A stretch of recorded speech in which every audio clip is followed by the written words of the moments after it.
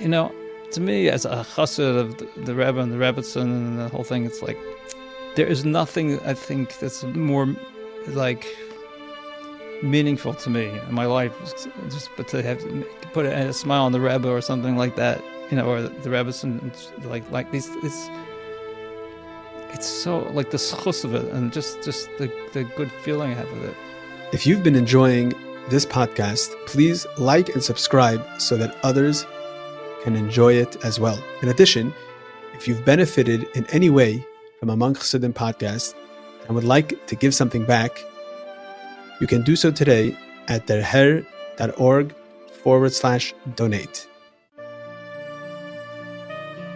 I'm Yossi Kamen. Welcome to Among Chassidim by Derher, an ongoing farbrengen about life as a chassid, our vibrant connection with the Rebbe, and inspired living shaped by the way he teaches us each and every day. This episode is dedicated to Nishmas Harav Sadia ben Rav Mordechai Olav Shalom Dahan and the Refuah Shlema for Chana Bas Nechamed Dina by Shaul and Shendi Dahan. Good afternoon, Reb Michoel. How are you? Pleasure to be here. I'm great, Baruch Hashem. Okay, thank you for making the time to be here. I really appreciate it, as will our listeners. So I think the way we can begin is as follows. Baruch Hashem, over the last few months, we've been interviewing different people from all different types of backgrounds and different chassidim. And there's there's a lot to talk about. Everyone knows Michoel Muchnik, the artist. So that's Michoel Muchnik in particular. And then more generally, you're part of a very important group of Lubavitcher Chassidim. I was watching, I don't know, did you see the Living Torah Matzah Shabbos? Yes, beautiful. Yeah, it was about the Begisha, and the Rebbe was talking about in the Sichas that they selected there about the youth at the time that was kind of breaking the mold and anti-establishment, and the Rebbe was speaking about using that energy to, awaken Yiddishkeit in the American youth. And I think you're part of a large group of people that actually happened to, and you're here in Crown Heights. And so maybe it should start from where you came from and how you got here, and we'll start like that. How does it sound? I also watched that. As a matter of fact, it brought some tears to my eyes, which is not unusual watching the Rebbe's the videos Motzi Shabbos, especially because it just brings back so many things.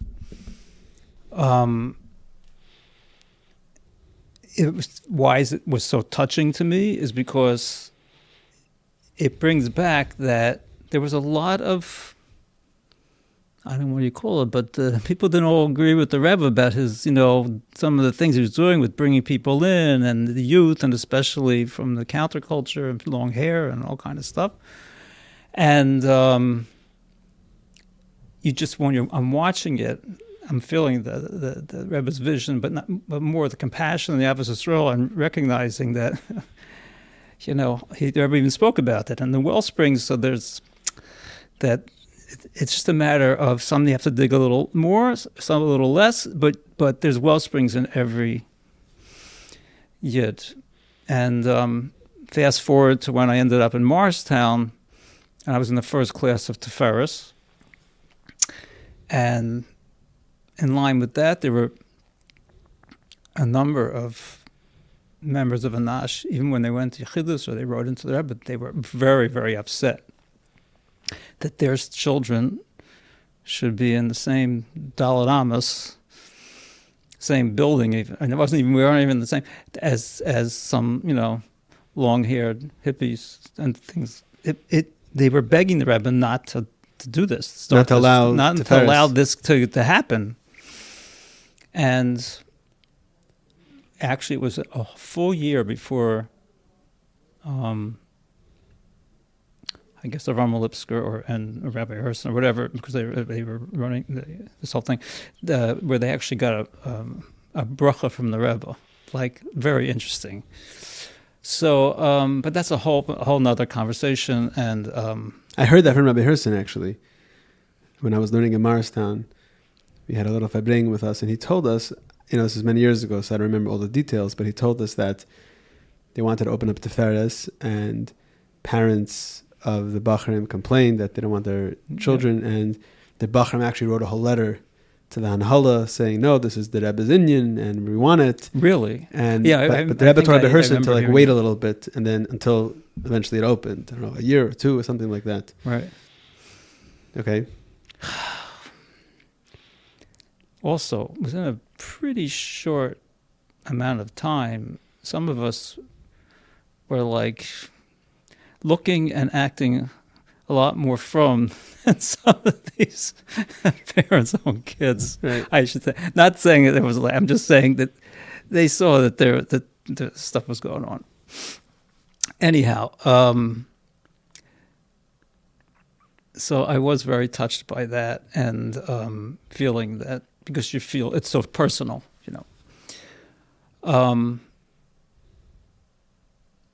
I'd like to, I was just to come in, and I thought that where I would like to start before we get into all of that is, if you don't mind, is literally when I was born, like my connection to the Rebbe, if you want to say. Go right ahead.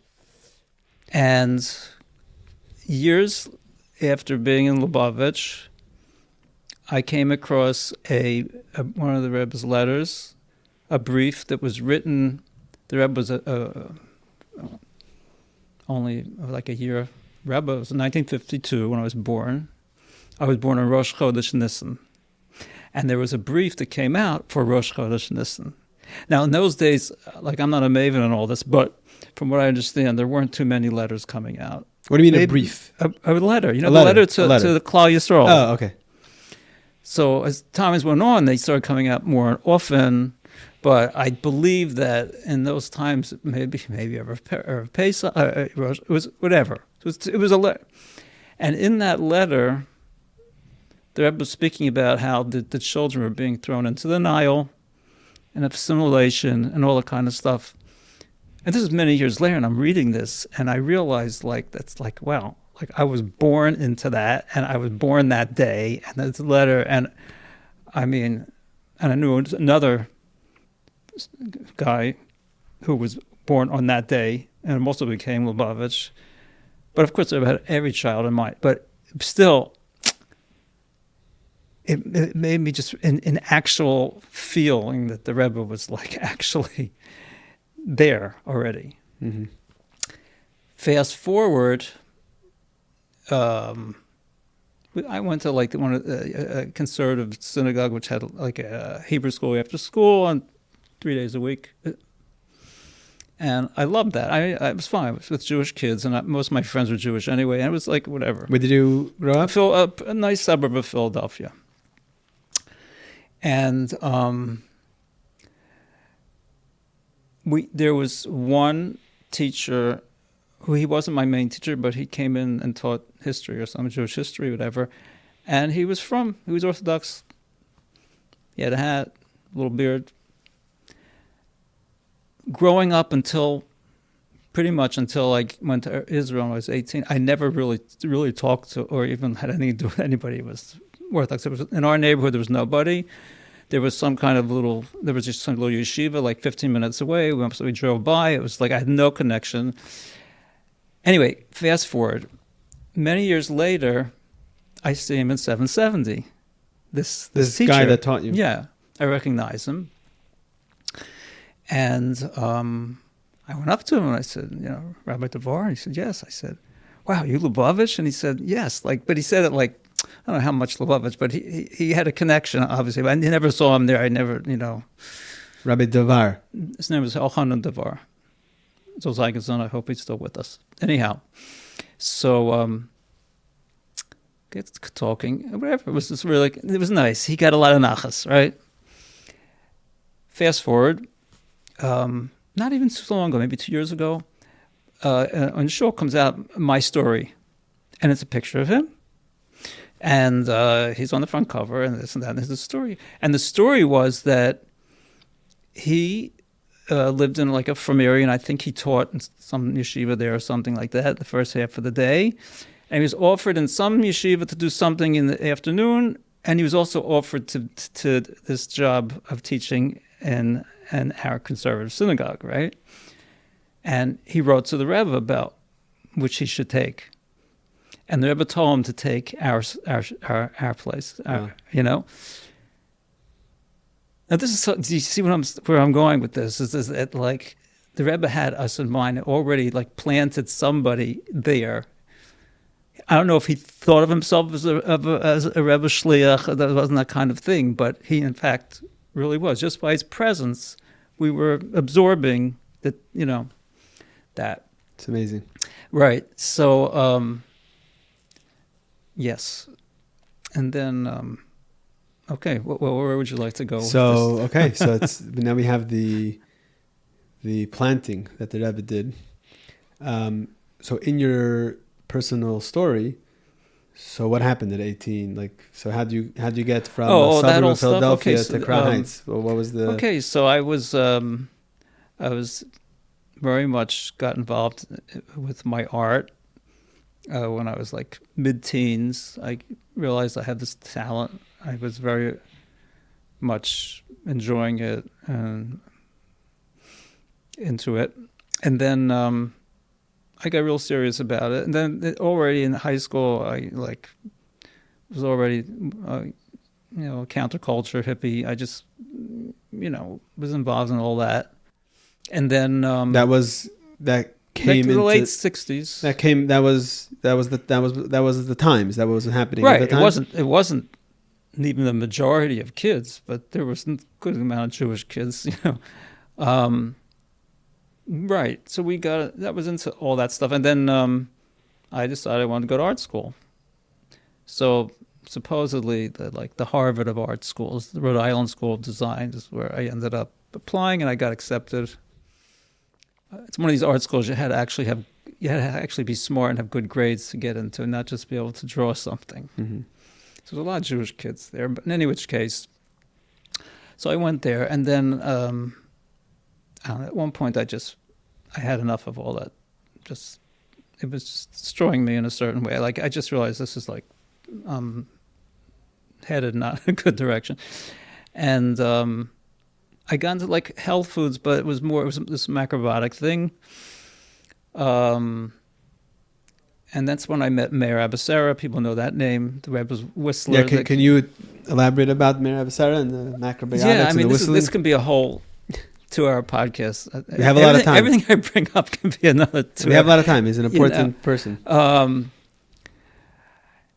Anyone with that name, it's Abu Chatzera, and it's basically anyone with that name is related to the Baba Sali. There's no one with that name that's not. And the Baba Sali al Shalom, so I think he was like somehow related. Great nephew or something like this. Anyway, there was a massive exodus out of Morocco and northern Africa in 1948 when the State of Israel, happened. There was, there was a lot of anti that from Arabs and Arab countries and all this kind of stuff. There were a lot of persecutions, and there was a lot of Jews who just moved out of those areas. So a lot of them moved to France because they were speaking French also. Then French, it was, they had language there and stuff like that. Some to Israel, but a lot to France. But that culture at that time, a lot of the kids just assimilated into French culture, and the parents couldn't stop it much. So his parents, they were Shomer Shabbos, and they had, like Kiddush, not fine, whatever they did. But, and, Sfarim have anyway maintained like that, what do you call it? The fire. It's in their blood, appreciation of tzaddikim and just mysticism, just that whole thing. Especially if you're an Abba Chatzera, right? So anyway, so he became a very big, like, lecturer and spiritual leader of, if you want to call it, this whole thing. Of macrobiotics. Yeah, right. Remember, the macrobiotic thing is really based on something which is not so kosher, like it's Zen and stuff like that, but it had all this thing with the health foods and stuff like that, so... So that was popular for the people that are part of the hippie culture. Well, not Yeah. everybody. A lot of people were not interested in that. They wanted to eat pizza, and do whatever, drugs and everything else. This is more people like wanted discipline, wanted to get toxins out of their body. I don't know, whatever it was. I mean, there's all kinds of reasons. Everything's shkacha pratos. So I had heard. I was into the macrobiotics and in art school, and then I wanted to. Someone suggested I go visit him. He was already from then. No. Oh, so when I got there, he had already become from. I didn't know that he had become from. He became Baal Tshuva. Very interesting story about that. Basically, he had so many students, and there were so many of them were Jewish, and who were like coming along and doing this, and he was their teacher and mentor and spiritual like leader, you might call. And he was shocked how ignorant most of these Jewish kids were from just basic Jewish things, which he took for granted because he was really from a family that had, really not just Judaism, but the mystical aspect, things that were really, substance. And he's encountering Americans who are ignorant. And he just realized that, like, how much he had thrown the baby out with the bathwater when it came to Jewish things. And he saw some of the things about some other leaders who were not Jewish with that stuff, and it was like he saw the certain things that were not true. He just said, okay, and he just started convince his wife. She was secular as far, and he convinced her, and to go along with his journey, and they started keeping Shabbos and everything, and a number of those students or alumni from that area, they started coming along. Right, and Meir was already very much connected to the Rebbe somehow. No, not yet. Oh no, No. When I met Meir, it was no, not yet. There were even some Gerim from that community. I mean, Kalacha. Like there was a few that were so enamored by him that when they saw he was getting into this, they took it. They wanted to know, and they were very serious. And there was 3 or 4, like. And you met him at they this didn't period. go to Chabad, and some people didn't go to Chabad, but I'd say the nucleus, maybe like 15 of us, we went to Chabad. What'd you say? You met him at this period when he already transitioned to becoming from. Right, and then I had this experience, not to go into too many details, but like 2 years before, I went for a summer. I was 18. It was like my parents paid for what do you call it? A gift, graduation gift. I went to Israel, went with a friend. We were in a kibbutz and this, and then I was traveling around. I met this old chassid who stopped me and was trying to be makar of me, and he was doing that with a few. There's people who are in Chabad now, a few guys who he met, but the same guy, and ended up in Kfar Chabad and stuff. He took me to Kfar Chabad. Who? This old chassid. I just was not Lubavitcher. He was meeting young American guys and trying to tell them about mysticism and Yiddishkeit and he had an effect on me, but it was too heavy, it was too fast, and I just I said, it was a 2-day thing went on, and I checked out. But when I got to Meir and I came in there and I walked in, and it was Shvi Shel Pesach, I didn't know anything. I was home for like a Passover break. Like spring break. And before I went back to school, I wanted to go visit. So I went there, and I got there, and I walked in there. We were just finishing the meal, Shvi Shel Pesach, in the afternoon meal. And he's wearing a black hat, and there's other guys wearing black hats, and I was like, what's going on over here? But it did bring back what had occurred 2 years ago that opened the spark, and then these are people who were doing the same sort of journey I was, like the same journey. I could be more of a vessel for it. And as a matter of fact, I always repeat this story. One of the guys was an animated film came out called Lights. It's animated. It comes out every Hanukkah. The Hanukkah video. Yeah, a really great Yeah. great animated thing. I grew up with that. Yeah, right. So they're not Lubavitch, but the ones who did that were in Binghamton also with us. Binghamton. That's where Mayor Becerra was. That's where I was visiting. That's where you went. Yeah, I'm that's where I thinking in became Brooklyn. from. No, What? You went to Binghamton to visit. Okay. Right. Yeah, that's where they were. And So one of those guys produced that video, Lights. Right, and it was him actually. And if you remember, Yerachmiel Tilos, who runs Ascent Institute in Sfas, they had an apartment, and I went up with them to the apartment. It's about 3 or 4 guys, and I just was about to open my mouth, and say, like, how did you come to, what's going on, right? And I didn't get one word out of my mouth, and this Gary Wurzel's name was at the time. So he says, look, and he looked at me straight in the eye, and he said, you know this is the right thing for a Jew. Or something like that. You know this is the right thing to do. It was like a neshama thing, and he got that, and you're going to get it, you're not going to get it. It was so amazing. And at that split second, I said, he's right. I'm not fighting this. I'm going to do it. And from that day on, that was it. That was it. Just teach me, whatever. And then Meir, so he asked me to come, but I'd like to illustrate his book. I showed him my art, had a little meeting with him, and he said, I'm making a book. I'm writing a book. It's about Chinese healing medicine. It wasn't it's particularly a Jewish thing. But he said, so he gave me room and board, and after I finished school, after a month, for the summer, I came there, and then I became frum, and then I just ended up not going back to school, and I went to yeshiva. Went to Tiferes. Yeah. So Meir, the Meir, you mentioned it already, but the Meir is the one by the Fabrengens. Whenever the Rebbe motions to whistle, it's the right. Meir. The Rebbe had a very interesting connection with the Rebbe. The Rebbe liked him very, very much. What happened was during the 8 months I was there, he heard about the Rebbe. Oh, Someone told him there's a tzaddik in Brooklyn you have to go see.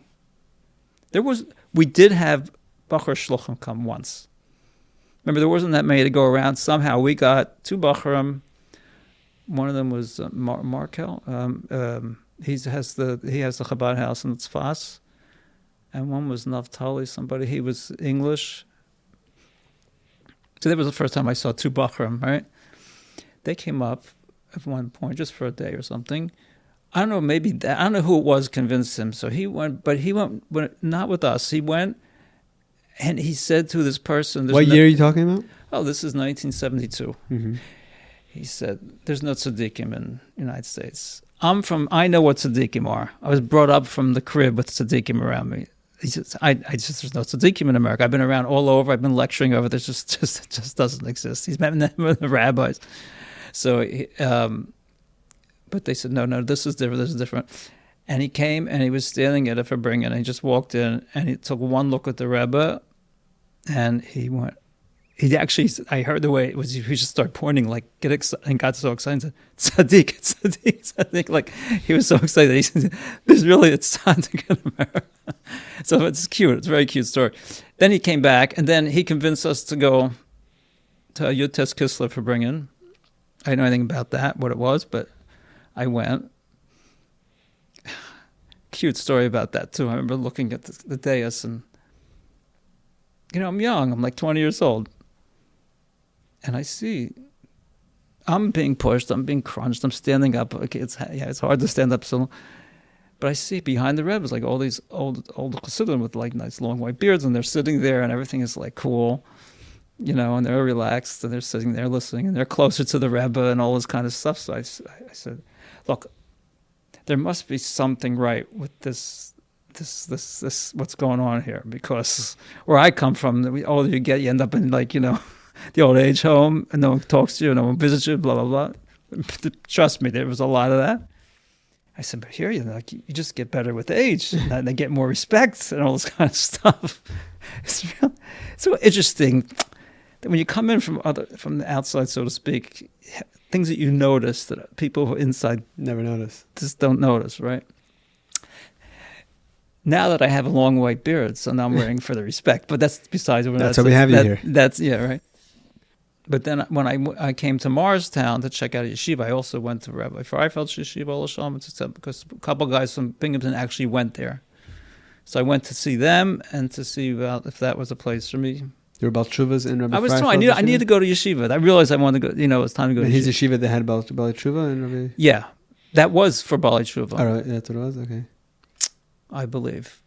but then you ended up going to Maristan. There was very few choices, or go to Israel for Chabad. There was Hadar Torah. or Dar Torah.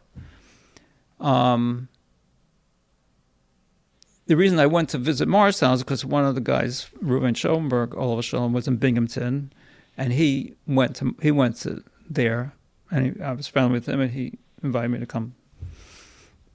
And I got there, and that night, not to go again, all these things can just be a whole other long conversation. But Avraham Lipsker he was for bringing, like, was the first. It was only 6 months since the first Bacher got there. Most of them spent time playing chess and learning a little bit. It was just too much, So he had to work with the students. There was very few guys who really wanted to sit and spend time learning. But that changed as time went on very quickly. But it was the first time he really, when I say really, verbrang. I took a lot of chaims and really went. Phew. And I just happened to show up then, and with my friend, and I'm sitting there, and I don't know. He was on the table, and he was pulling beards, and it was like all kinds of stuff was going on. He was the right guy at the right time, because I don't know how to explain it, but a lot of us came in with a lot of yeshus, big time yeshus, thinking that, like people asked me, did you know about Mashiach till you came? I said, we're talking about, the whole thing was then about Mashiach, the Aquarian age, all these things, we were all about that. I said, the only difference between now and then was that I thought I was Mashiach. I mean, it was, things like, whatever. So, I know, Rabbi Lipsker's thing was really breaking yeshus, and he would do things to break our yeshus, and it was like, some people couldn't take it. Some people, the next day, they packed up and left. But I remember clearly, it started to be that people would walk around and just say, I'm a Gornish. Like, they started to think, this is it, I'm a Gornish. So when it got around like that, so he pulled us together for one night for another for bringing, and he said, okay, guys, you got good. I'm glad you got it, that you're all Gornish. He says, now, can you get up and start doing something? No, it was like real stuff was going on. Anyway, to get over that, beyond that, no, but I remember I really was very uncomfortable with that for bringing, and I was thinking places like Looney, and then I was going to leave, and then the next morning I got up, and we also had to carry Rabbi Lipsker home. I mean, he was in good spirits. And next morning, he's helping someone with I wake up, and he's, we were living in we called it the bowling alley. There was one big room, and it had like long, what do you call those? The slats on the floor, whatever it was. So like a bowling alley. And there's little beds, and that's like, all of us, we slept in this one place. I got up, and he's sitting there helping someone, with his bed and this, and getting him what he needs, and have a pillow. It was so grounded, and I just dawned on me that wow, everything he said the night before was it was true. It was true. There was another moment when I said, it's true. I'm not. This is it. So I signed up. So signed up. Went to his office and then signed up. So let me ask you a question. In that sicha that we started off with, that was in the Living Torah, the Rebbe speaking about specifically those that are counterculture or anti-establishment, to use out that energy. Right. And it seems to me that the Bali Tshuva that I talked to from that era seemed to, most of them were, that was part of their story. Either they were hippie or traveling or macrobiotics or that. No, there was akshanas there. That's what it is? So what is it? No, there was akshanas. We were not just run of the mill. We rebelled against the society. Rebbe spoke about it. Mm-hmm. We were brought up basically in the material world and being okay with that. Other generations who had time to even think about other stuff. You just had to put bread on the table. My grandparents, they came over. I mean, they didn't have a dime. They had to, right? So we were like spoiled a little, right? But also, but there was something deeper, and the Rebbe spoke about it. This was not working for us. I'm not interested in just like this is not what it's all about, because we had it, and that's not what it's all about. So there was like a vacuum that allowed us, I think, to say, if you're a spiritually minded person, do you hear what I'm saying? Yeah, you start searching. Mm-hmm. But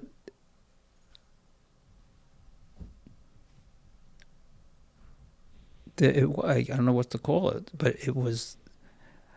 I tell people, I say, look at me now, where I am, what Chabad Chassidus, and what is my life, and everything like that, and just think of me like in this secular situation, and having my own issues or whatever. Everybody had their own stuff, I just couldn't exist like that. Seeing what I am to be not this. Look at it go backwards and think about that. And I could take anyone who became like Baal Tshuva, like most, like it was, they just couldn't be there. It's like Gerim, like Gerim, like it says it's a Jewish neshama. So why does some just go that point? They actually will take all this on and become Jewish. It's because they can't not stay that way. That's how they feel. Mm-hmm. Do you get that sort of what I'm saying? It's very deep. So was that like, basically the time, the culture or whatever, this experience that youth were then experiencing was kind of like a prime time, I guess, for them to be directed to channel that energy into Yiddishkeit. Yeah, it's like total. Like I think about the Shkacha Protos or something. It's the Rebbe's work. There's something with the Rebbe, I guess, because I can't. God. There's like, I don't know. Sometimes I think, don't take this wrong, but sometimes I feel like he just plopped down certain neshamas into that whole soup, because there was no way to get out of it unless there was people like us who just couldn't be there. Right. But like, doesn't make any sense to me. I still marvel at the whole thing. Constantly, I marvel. And everything that's any good, that's revealed good that happened to me, sins or anything, it's like, I appreciate it so much, like, because I see people who didn't take this road. Right. So beautiful. I was just got my parents are buried near my hometown there. So it was my mother's yurtzeit. I ended up that I'm getting older. I didn't want to like drive the whole way back and forth. It's like altogether 5 hours to go there and go back in one day. And so I decided, like, this year I'll call Shliach nearby and sleep over. And so I called and I said, listen, I'm coming. You're talking about Rabbi Altain? He wasn't available then, but he was the one closest. But he wasn't there then. So I went to another, Brennan, I think. I didn't stay by him, but it was whatever. It was a shul. So I said, I'm coming. You can, and I set up, like, I'll make it for bringing for my mother's yurtzeit, and I'll for bring. Among Chassidim is brought to you by Chassidische Der Herr. We live in a chaotic world. A world where for us Chassidim, as a seinu, lei ra'inu, we do not have the ability to hear and see the Rebbe on a daily basis. Yet we know that the Rebbe is very much with us, and the Chassidus Chabad is alive and thriving more than ever before. One needs to only tap into it. Chassidische Der Herr provides you and your family with the tools necessary to tap into all of this. Whether it's the monthly magazine, the way it all began, whether it's Der Herr books, Der Herr online content, and so much more. Men, women, and children throughout the world benefit and use these tools on a daily basis. Whether it's children enjoying the children's magazine that comes along with the regular derher, or enjoying the children's podcast, whether it's Bachrim in yeshivas receiving the derher, whether it's girls in high schools enjoying their hair club in their local high school. People all over the world and from all walks of life enjoy and utilize these tools and take advantage of it. If you're not already subscribed to the Derher Monthly Magazine, do so today at derher.org. That's derher.org.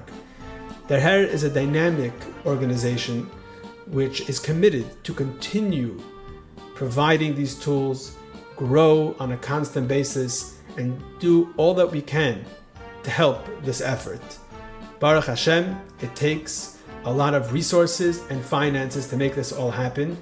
You can be part of Derher through your financial support as well, through visiting our website derher.org, or through contacting us to setting up a meeting. Thank you very much. Enjoy the rest of the podcast. So he tells me, Rabbi Brennan tells me that across the street, the guy has a business, and he's an old friend of mine. So it's one of my good old friends from high school. And he says, yeah, I put the tefillin on with sometimes. So the not him, but another shliach who he lives by, so he's getting involved over there, and he sends me a picture of him with the tefillin on, and he's trying to convince him to come up to the banquet. I mean, this is like 50 years after here's one of my friends, so everybody will come around eventually. Right. So you were zeicha to be there. It wasn't easy. At the right time. For me to go, like, my friends thought, like, I really flew the coop. It was very uncomfortable. It was a lot of work. My parents, at the time, everybody changed after a while, things, of course, but then it was hard. Parents, family, they just could not relate. They didn't want to relate. It was very painful. There were a lot of tears. I shed a lot of tears in yeshiva from things like that. It was very painful. And just also to go from, like, hippieism, which is basically do whatever you want, to, like, you have to cut your nails this way. It's not an easy road. Thank God, actually, I was involved in macrobiotic, because that actually, in fact, was a very big discipline with the diet, with how you ate, everything like that. Which that was a good. Of course, we all dropped that because it wasn't really the source. You went over to Kugel and Chant. What? You went over to Kugel and Chant. We tried a little bit, but it wasn't so. Most of us still eat healthfully. Once you have that consciousness, you're not going to just go, right. Buy food coloring food every day. It doesn't happen. Anyway, yeah. So you're in Morristown, right, in the environment there, right, and so you're talking about 1972, right? Right. So I believe those years, every bacher was able to have a yechidus for their birthday. So were you part of that? Right. So I was actually part of it wasn't group yechidus, it was private yechidus, each bacher. But I was part of the first group from Tiferes that was offered yechidus. So there was not as a group, but you guys. Not as a group. Right. There was 8 of us that we had birthdays at some point recently to that day, and it was either somewhere between the 3rd, 4th, or 5th of Iyar. And my yechidus was like 8 minutes long. Rabbi Groner came in twice to try to pull me out, but they was talking to me, and what are you supposed to do? I didn't have that. They was talking to me, right? But you came in with questions.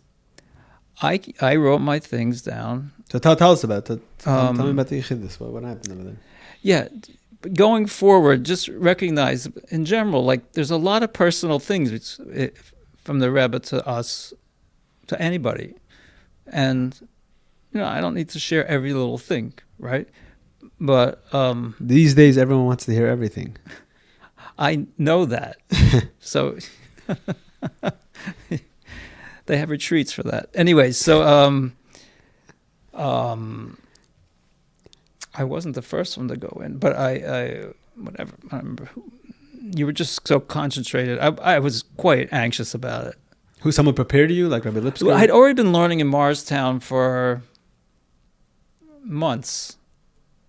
So we had gone to Fabringen, Shabbos Avorchem. I mean, I realized I was going into the Rebbe, and it was, to me, I accepted the Rebbe as the Rebbe, and for me, and for everything I'm going to do, and like total, like it was a total given over to that. But I just was, so I was anxious, like, wow, I'm going to be alone. It really sort of freaked me out. I mean, I was like cleansed, like that kind of thing. We prepared as much as we could. In fact, Rabbi Groner canceled. We were supposed to go in like 2 weeks before, and Rabbi Groner canceled the whole thing.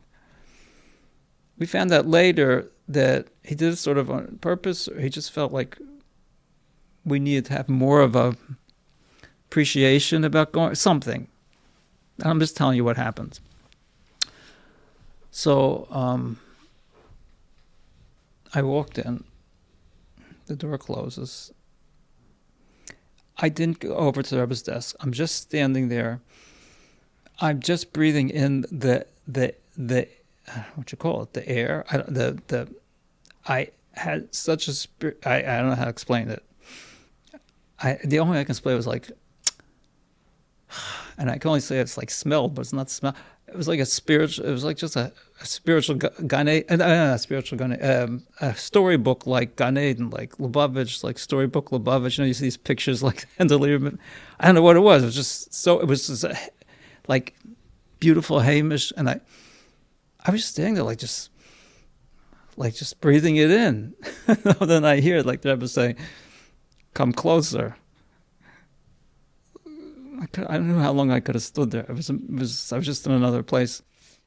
So I walked over to, I get over my pond, but I was literally holding my hands together, like clenching, like I was really quite, look, you know, the whole Baal Tshuva thing. I was really afraid I'm going to have a bad thought, a machshava zora. I mean, there's all kinds of stuff. Just not going to go into all that stuff. But in any which case, and the Rebbe looked at read my pond, and answered questions, some of the questions. And I brought in, and I have them right here, I brought in 3 little pieces of art. Because I was actually asking the Rebbe, one of my big things was asking the Rebbe what I should do with it. About your talent, your art. It's really amazing. Like, we're like, really, I can't speak for anybody else, but I was given over. Like, whatever the Rebbe says, it's Torah Sinai. That's it, right? And there was somebody in the yeshiva there who his parents wanted to go back to school, and he was not going to go back to school, and they said, yeah, well, whatever. And they suggested yes, the Rebbe. He came in and asked the Rebbe, told him he should go back to school and get his degree. So interesting. So no one knew what to expect. So this is but let me show you. This is one of the dilemmas that you. What? This is one of the dilemmas that you were going through, like what to do with your art. Yeah, I was like asking. Here, I'm a talented artist. What should I do with it? So you showed the Rebbe these. You want to show it? I'll show. This one. I mean, I since framed them, but this was. They're just 2 psukim, but I asked the Rebbe if maybe since I like to do calligraphy, maybe I should become a sofer. Sofer. And the Rebbe told me I should ask a sofer about that. So I don't know why I picked these 2 pasukim. Maybe because I just really liked them. So one is from Yeshaya and one is from Tillim. I'm not going to translate them right now, but they're just beautiful pasukim. One's like sort of about Mashiach and the whole nations will come to you, and one is about how like into a tree planted by streams of water, yields its fruit in its season, and all that you do will prosper. They're beautiful pasukim. So you brought these to the Rebbe.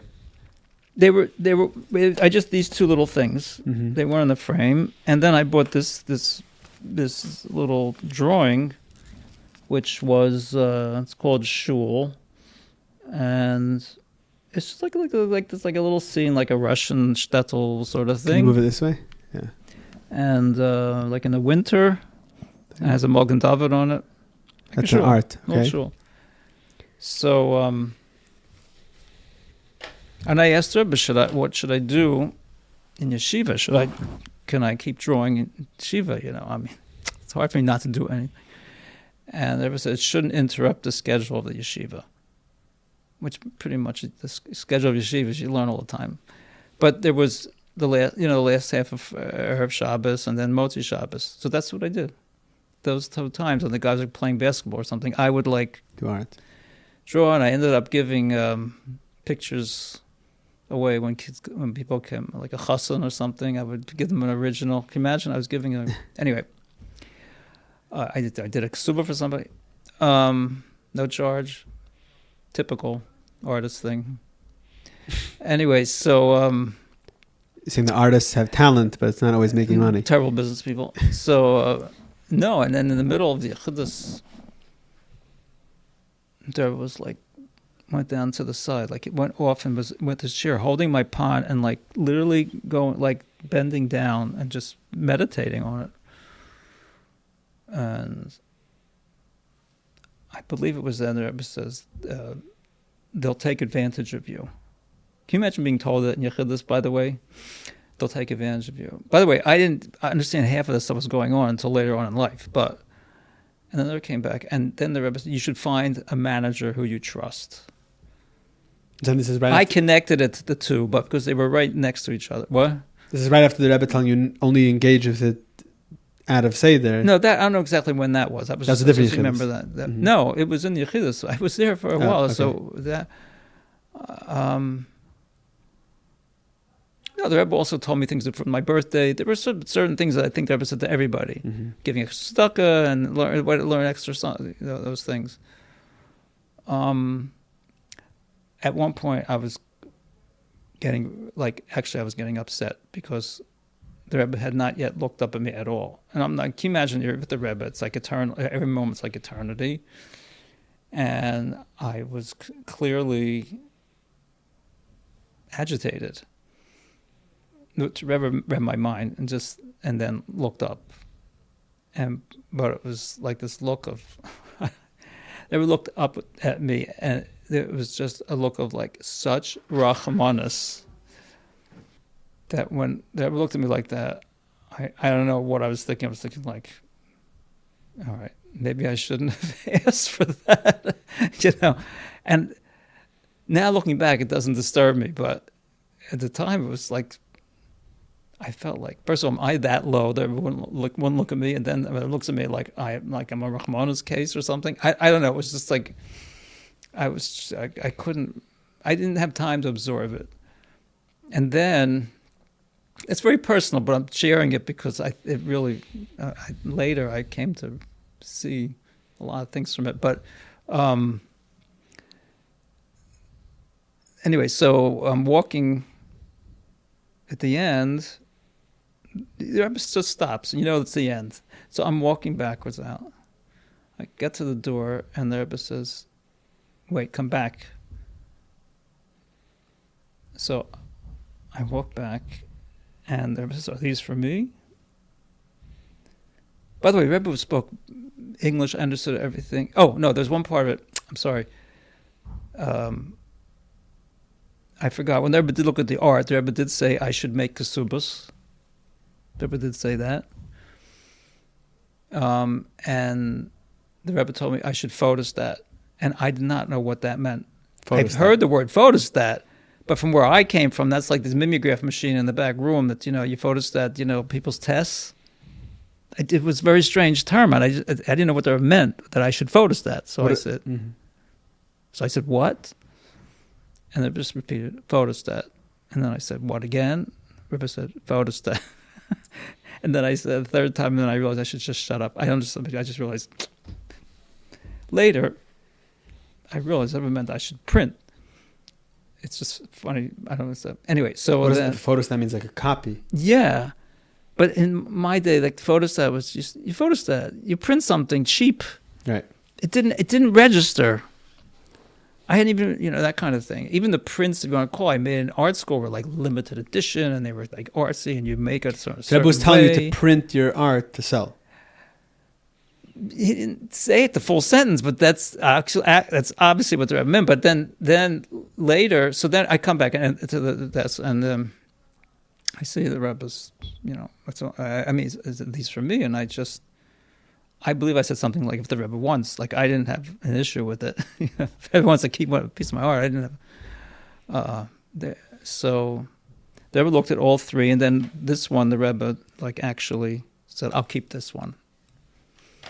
So I was fine. I took the other two, and I'm walking out, and then I hear the Rebbe say, "Come back again." So I come back again, and the Rebbe says, "Is this an original?" I said, "Yes." So the Rebbe says, he hands it back to me, he says, "I can't keep an original." He said, "If you'll make a print, you'll send me a print." So as it was, I realized that it was a business thing. I probably didn't want to spend money and print things, and I feel like it's cheaper. I don't know what the whole thing was about in my head, but as time went on, and I started worrying, so I started making, and in fact, the first lithograph I made, which is a whole expensive way of making it. What's a lithograph? Oh, I don't have it here. I'm not going to go into that whole thing. It's you get a lithographer who actually redraws the colors on different plates and then inks them and then prints it, and it's but it looks more original and it's nice. So I sent the 18th numbered edition. You number them like 1/250, 2/2. You make an edition and you destroy the plates, so they're worth things like stamps that are you have limited edition. They're worth more like that. So I sent the Rebbe the 18th one. So it was and I also made a print of this picture and sent it to the Rebbe too. And then after that, when I would do something new that I was printing, or something, like a chashava printing thing or something, not every little thing, I would send the Rebbe the 18th one. And they're in the Rebbe's collection in the library. In fact, they displayed one in one of the exhibitions they were having. So now I understand, because I think I have art from you that has numbers in the back. So if it has a number, it means it's a limited edition. I think you gave me one for my Upshernish. What? I think you gave me one for my Upshernish. Yeah, I gave a lot of things away in those days. So where was I going with that? So that was that Yechidus. That was Yechidus, and then yeah. So you went back to, so in yeshiva, you went back to yeshiva. Right. And so eventually you got married, you're living in Crown Heights. Right. So you knew right away that you're going to be an artist as a profession. You wrote Yeah. Well, I was going to try. Mm-hmm. Very impractical thing, but I had brachas from the Rebbe. Oh, and I think the Rebbe said something. In fact, I'll give you a bracha for Parnasa. The Rebbe said that. I don't know if it was in that Yechidus. Maybe it was. But for an artist just to make Parnasa and have 9 kids, 9 har, and that whole stuff, you have no idea. That's most artists just, they'll do it as a hobby, they'll do it they'll teach, they'll do other things with it. To make a living as an artist is very, very difficult. So, Baruch Hashem, I feel so, brachas from the Rebbe and stuff like that. There are amazing things that happen. So what were some of the other involvement from the Rebbe in your art? I see we have multiple things here to show. So, right. Well, there were sometimes I sent things in, and the Rebbe would actually send out haros. Like what? Well, I'll show you. One of the first things I printed here is this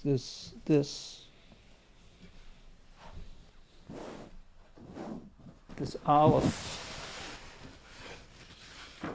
This was the original one. I've done updated ones. My style has changed and all that kind of stuff. And some things got a little more mature. My earlier works, not when I was in college, they were not childlike motif. But when I became from, it was I feel like a little kid in cheder. It's like I knew, and I don't know. I had that, and so a lot of my stuff was very, very storybook sort of feel. In fact, when I was in Yechidus, and I remember I told you I walked in and I felt that feeling. I remember the first thing I thought about was that, oh my gosh, I have to get this feeling in my art. I want that feeling to be in my art and get that across, what I felt there. It's so interesting. She's saying so that the way it expressed itself was more like a child experience. Yeah, there was something like very pure about it, you know. It's like people sometimes are brought up this way, and so they have some Jewish trauma, you know, associated with this, that, and the other. I mean, we had some of that too, like, because we did have things we were taught, so I had to sort of undo my feeling about it, certain things. But generally speaking, Chassidus and also was just brand new and it was just, especially Chassidus, like these different things. So I did the Aleph. So this was one of the first things I printed, and it was for, you know, children's rooms. Although I started hanging in people's dining room too. But and I took the board from the Alter Rebbe. Yud above. Yeah, the Aleph, Yud above, Vav, Hashem, the Creator. Yud below the Yidden, the Jewish people, and above Torah mitzvahs, uniting them. So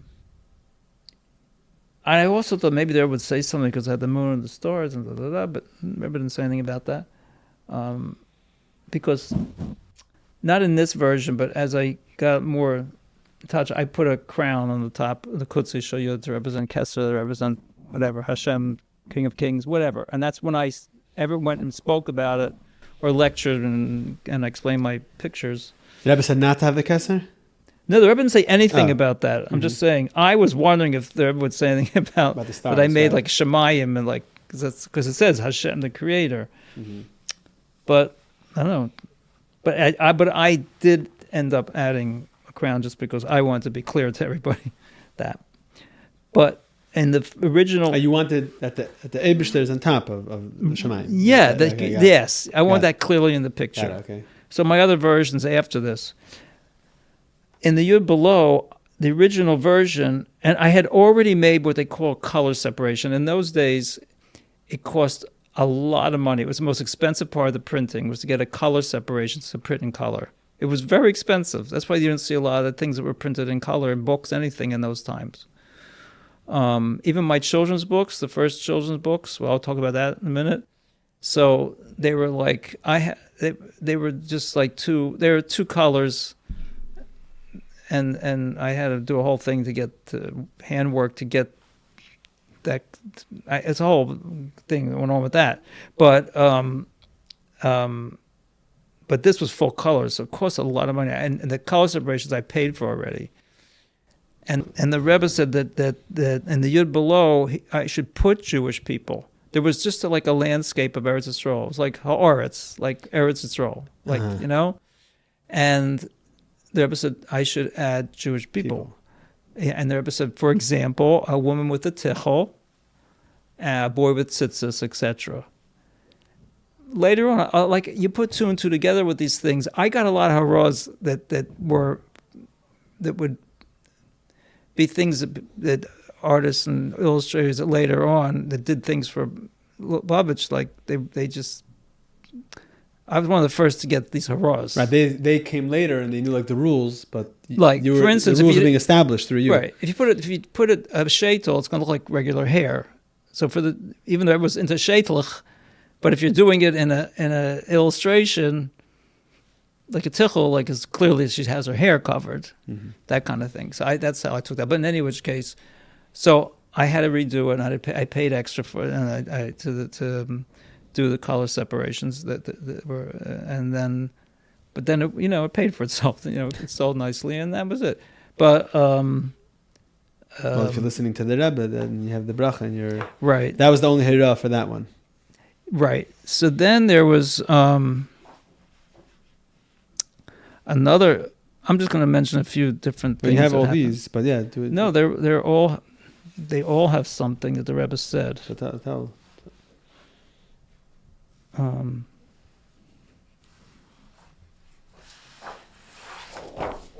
This is now. There's a book called The Great Mitzvah Fair, but before the book, I made this painting and then sold the painting, and I just made a poster out of it for kids' rooms and stuff.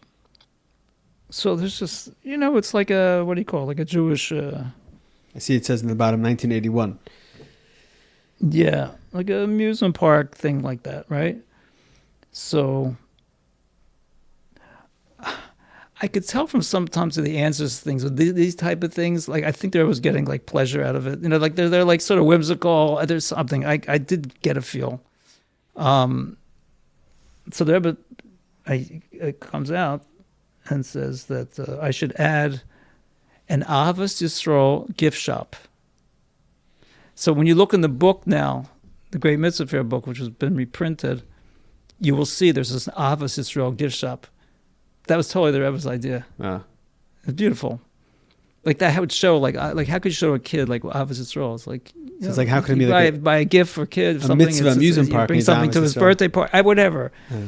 And then the Rebbe said the idea of gift is Ahavas Yisrael. Yeah, Mistama, like how do you that was a good way for kids, like. Mm-hmm. Then there was this. What else did the Rebbe say? But Ahavas Yisrael gift shop, and these were written responses, or these were they like were things? written. Yeah, like the Rebbe said, you're missing lulav and esrog. I took that not as a really serious, like I have to go, or like most of the time I took it like there was like smiling, like I have a billion things in here. You're missing lulav and esrog, the funny part is that up here, right here, in the top corner, in the border, there's a lulav and esrog.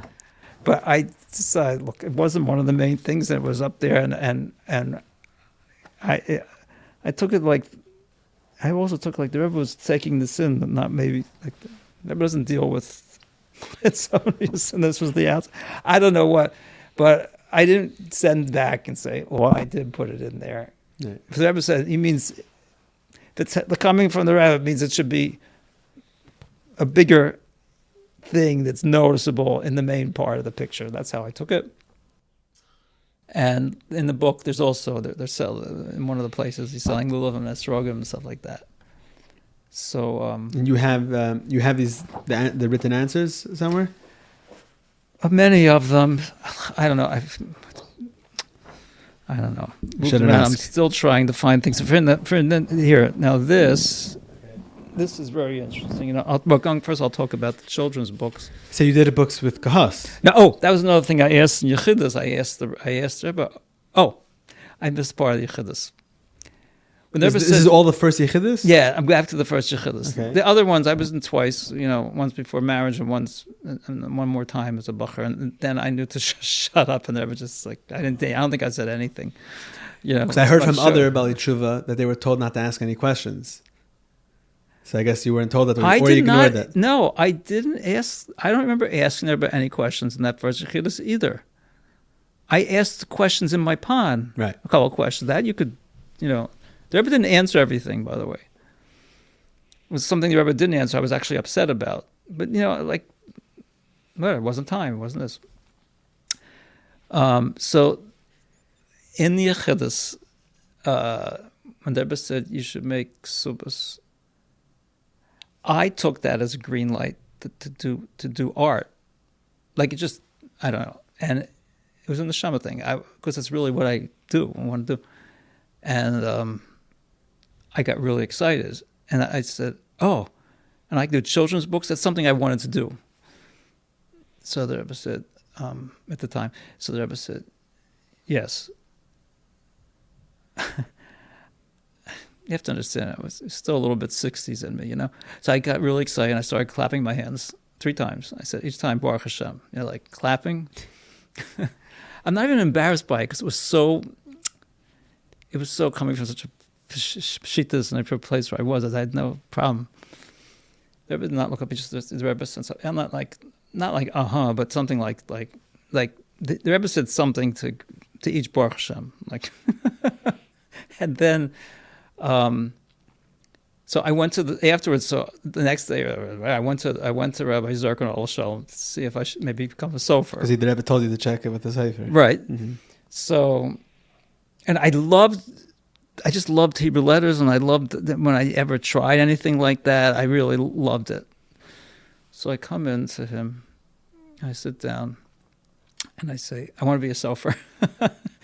So he says, okay, one moment. So he goes back, and he comes back with this sefer that was like 5 inches high. It was, and he says, okay, learn this sefer, and then come back, and I'll teach you how to write an aleph. So I said, oh.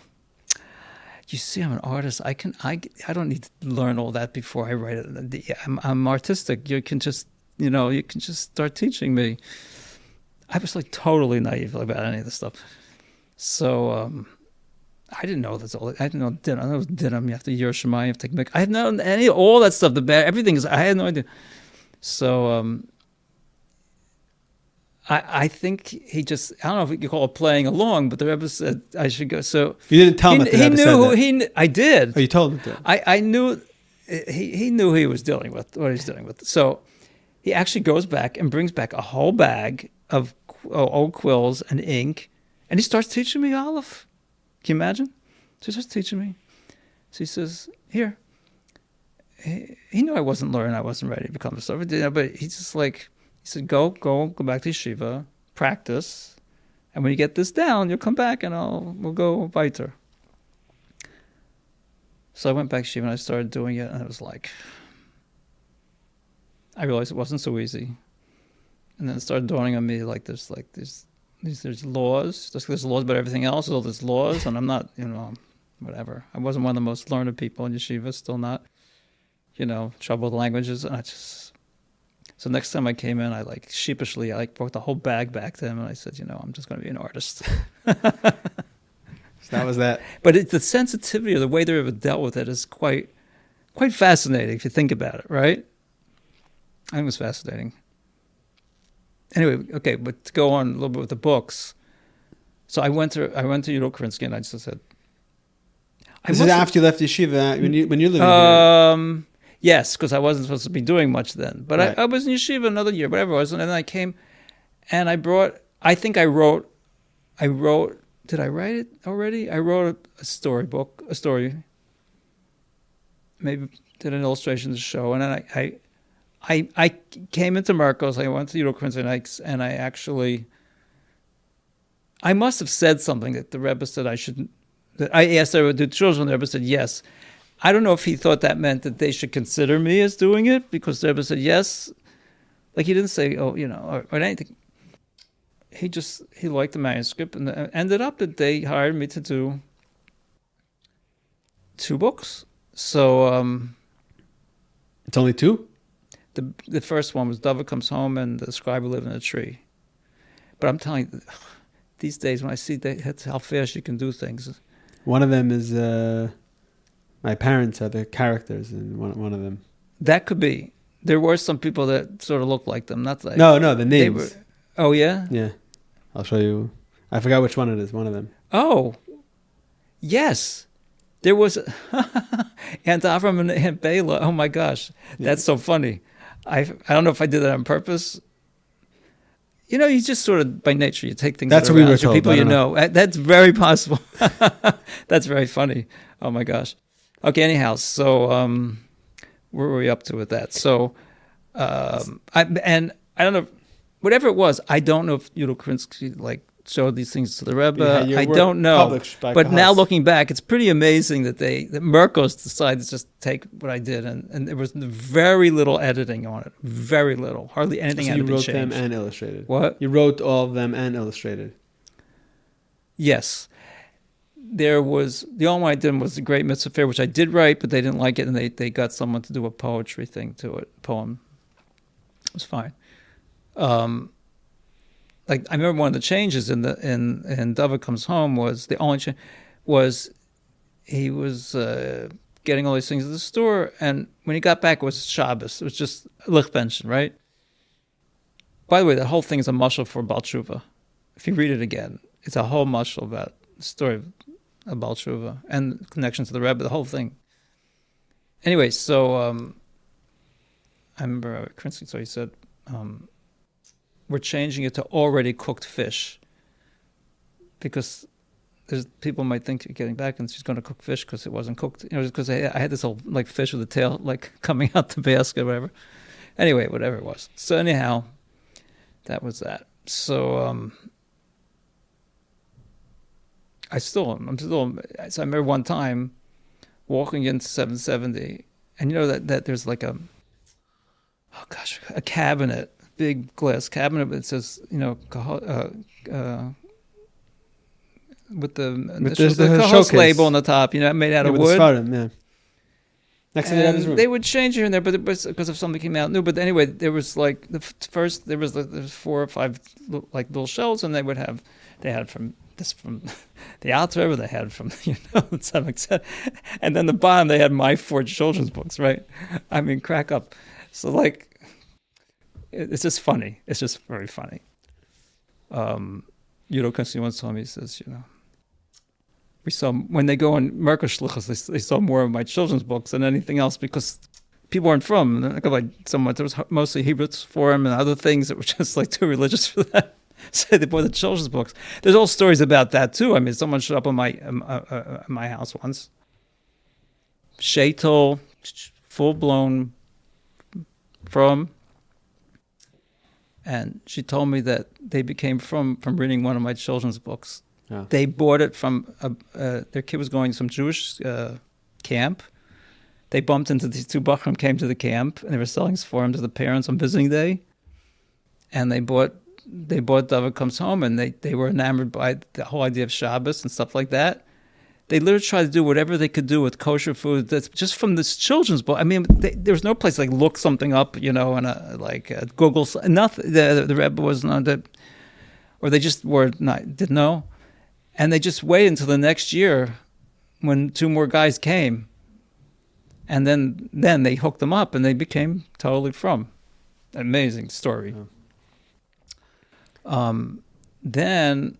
There's a story that I didn't know of until 2 years after that happened, was someone mentioned the Rebbe carrying this book, David Comes Home, after Meyer, walking with it under his hand, clearly like holding it, walking home. I said, I never heard about that. And they couldn't believe it, because it was one of these things that people were talking about it, because it was so like unusual. And then I was very touched by that, and I realized that the Rebbe was taking the books home to the Rebbetzin, so to show her.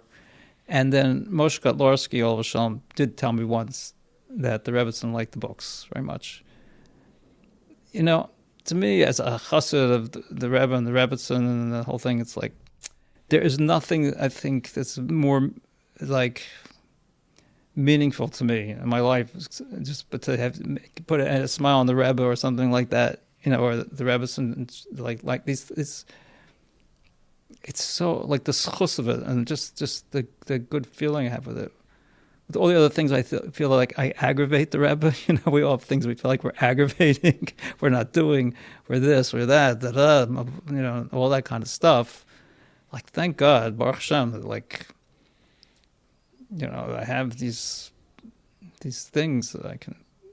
They're just references to just align me once again. Feel the bracha. And then one time, I sent in these prints. Remember, told me to print, so I'm printing. I made a little greeting card company, things like that. And they're just like little shtetl pictures. I mean, they're not, You made a greeting card company. What? Challah ladies, a little Chassidic bacher with tzitzis. What'd you say? So you made a greeting card company. Some of these were mainly greeting cards, but these were just prints. Right. And I sold them as a package. So I just sent them into the Rebbe. This is not what I'm doing. It's another thing that I just printed. So the Rebbe sent out, and I have a copy of it. The Rebbe sent out. I don't have the original check because unfortunately it got stolen. In those days there was a lot of crime. We got robbed a lot. And one time they took the Rebbe's dollars and pushkas and I had them by the same place, so they thought it was a check. So they took it. But thank God I had made a copy of it. Photostated. That's an $18 check written to Michoel Muchnik, both spelled wrong. No, it's Michoel Muchnik spelled wrong. It's funny. Secretaries probably did that. And this the Rebbe wrote $18. So I said to Rabbi Klein, he's the one who gave, I said, I'm not charging that much for them. Like they were overpaid. So he said, don't worry, Michoel. He says, the Rebbe pays a good price. Just take the check. But I didn't want to cash it, of course. The Rebbe's signature, that kind of thing. You wanted to look at it, you said? But thank God I made a copy of that. So, there's no date. Interesting. There's no date on it? No. And if the Rebbe bought it, I would assume that the Rebbe also brought them back to give to the Rebbe. So I would just assume that. But I don't know for sure. But still, how it made me feel? There were other times, so many times, I remember, I just listened to your podcast with Avram Fried, and with certain things in common, and the Rebbe did give me different shliach mitzvah when I went to do exhibitions around the world, and there were a couple of times he gave me, in the currency of the country, I can't find those currencies. I don't know where they are. Maybe they were also stolen that time. Whatever. The Rebbe gave me a big bracha from that. I was so bracha about that. The Rebbe told me after the break-in. Yeah, the Rebbe told me to look and see what the Tzemach Tzedek writes in Derech Mitzvosecha, explaining Cheder, the Rosh Tevis Cheder.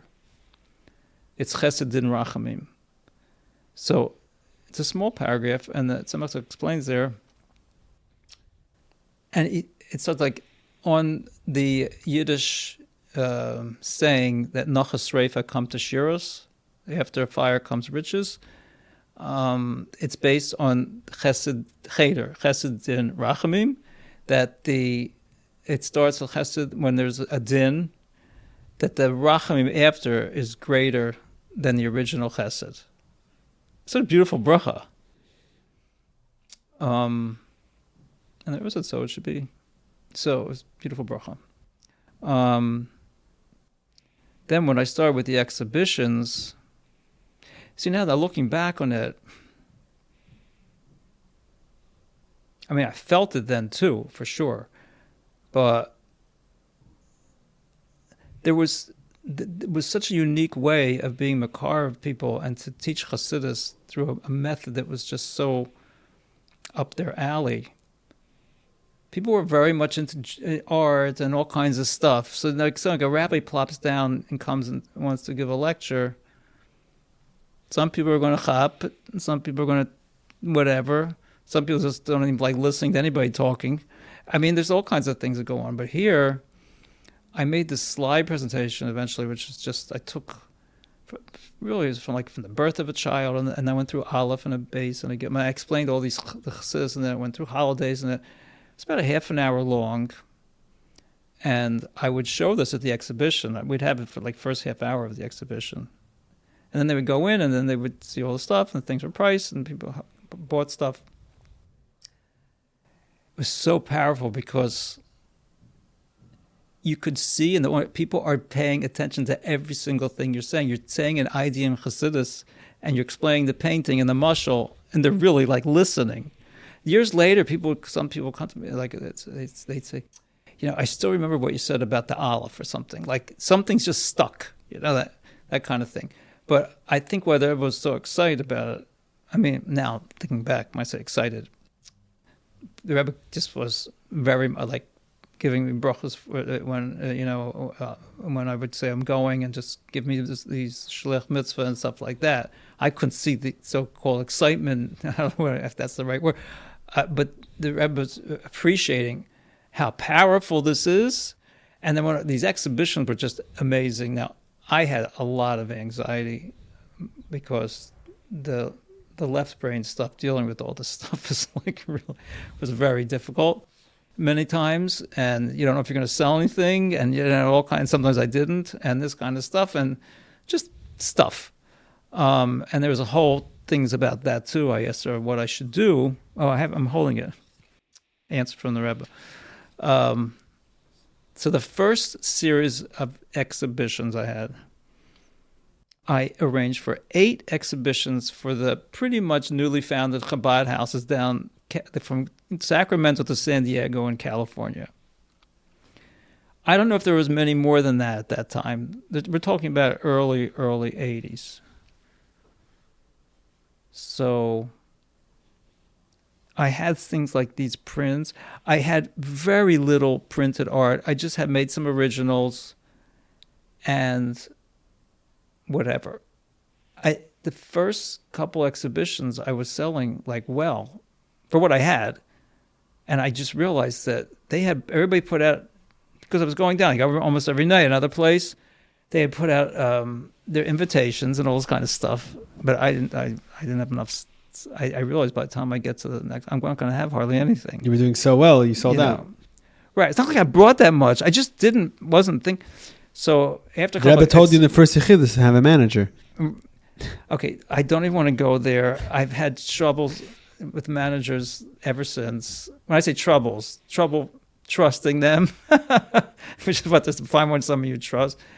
I do have management. I do. I have an in-house manager. I have my son Moshe, who's making sure I don't sign dotted lines before I show him any kind of if there's anything it's above a certain amount of. I mean, I do have management. I haven't, and there were times I had a manager, but things didn't work out. It's. The Rebbe told Baruch Nachshon the same thing. He also had trouble. It's not an easy thing for an artist to have a manager. Just telling you that. Maybe that's why the Rebbe said it. But no, I need one. But I sort of have. So I'm not, and it's kept me from being taken advantage of. So at least that's. In other words, if the Rebbe hadn't done that, I can't even think of what could have been in certain circumstances. I'm telling you, like artists, people they can take advantage of many things, and some things that were real money stuff. So back to California. Yeah. So I was I started staying up late at night. And I started sketching things. I'm going to sell. I'm trying to make more. And becomes ridiculous. So finally, I hopped. So the next exhibition, I told the people I need to exhibit this, and I'll get it back to you. So at least I got enough stuff at the exhibition. So you went and then to people those can that you order. sold it. People can order the prints, or they can order a custom painting or whatever.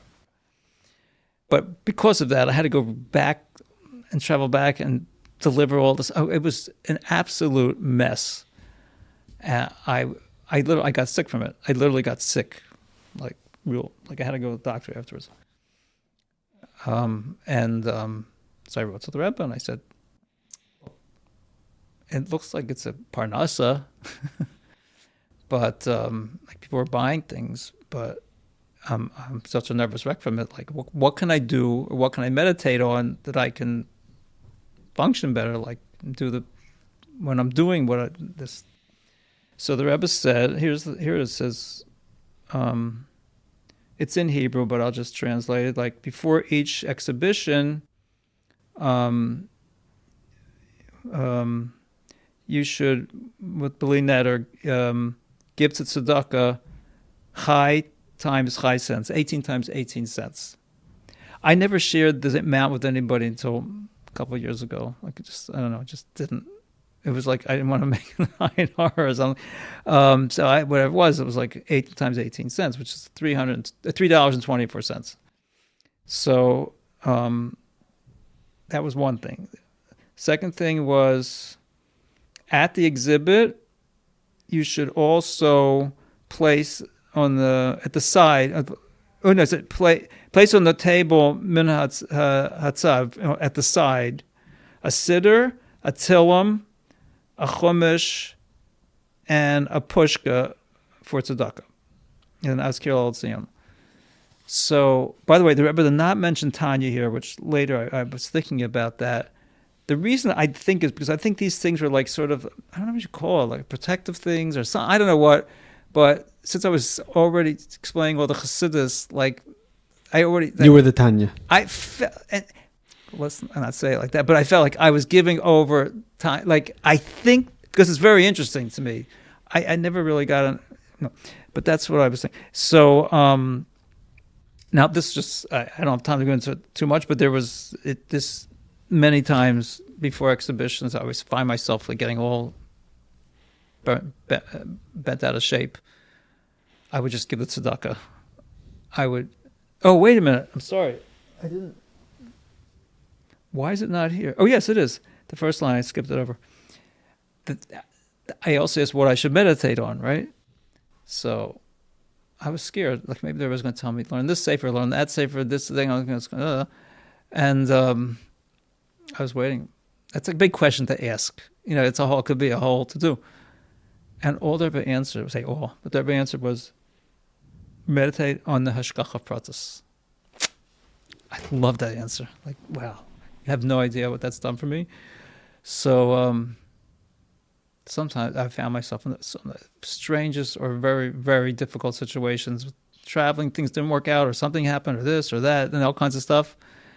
And I just stop and say, this is hashgacha pratis. And sometimes you see it, something pretty soon, and sometimes it could be years later. Something comes up and something, and it's amazing. And then what used to bother me was having these exhibitions, speaking about all this stuff, and people walk out, oh, it's very nice. They may even buy a painting, but where's the Ma'aseh Ha'ikar? Where is them actually becoming a little more from or taking on a mitzvah? You know, and you can't get up there and start preaching, and it doesn't sort of fit with an exhibition. You know what I'm saying, a little bit? Right. So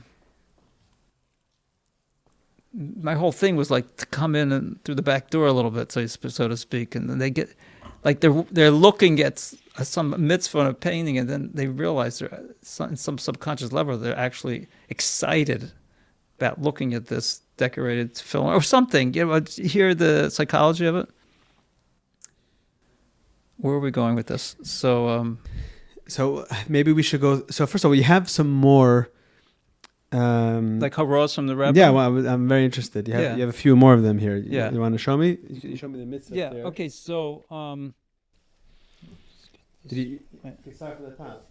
No, that's not. There was no haro on that. Yeah. Here, this one I remember there was a haro. Okay, but let me just explain that. So when I made a lithograph, like something was choshev in the printing, so it's going to go out there and people are going to see it. You know, like it's going. So I would send it into the Rebbe, and I got smart. After that thing happened with the olive, I sent it in like before I would print it. Right. In case there were changes. Okay. So I got smart. Yeah. Still trying to get smart. Anyway, so I did that, and then it was taking longer and longer to get an answer, but I had to get these things printed, or I had due dates, stuff like that. And I did come to realize that the Rebbe was not going to start making comments on everything that I was doing, or not that I was doing it so often, but that I think they was giving me a general thing, like, look, you're on your own, but you see that, be careful, like, just make it more Torah-dic, make it this, make it that, you know what I'm saying? It's not like something's treif, God forbid, no, just check things out. There's answers from the Rebbe, that the Rebbe said, that it's come the time that I don't need to direct. I didn't say that. Hand. No, I'm saying no. I just felt that that's what was happening. Right. So I, and I didn't want to take the Rebbe's time and all that kind of stuff. So, but very interesting. Like David Shalom paper. So he did Mashiach Times and that whole thing. He once told me, he says, "You have no idea how many things that we have in there.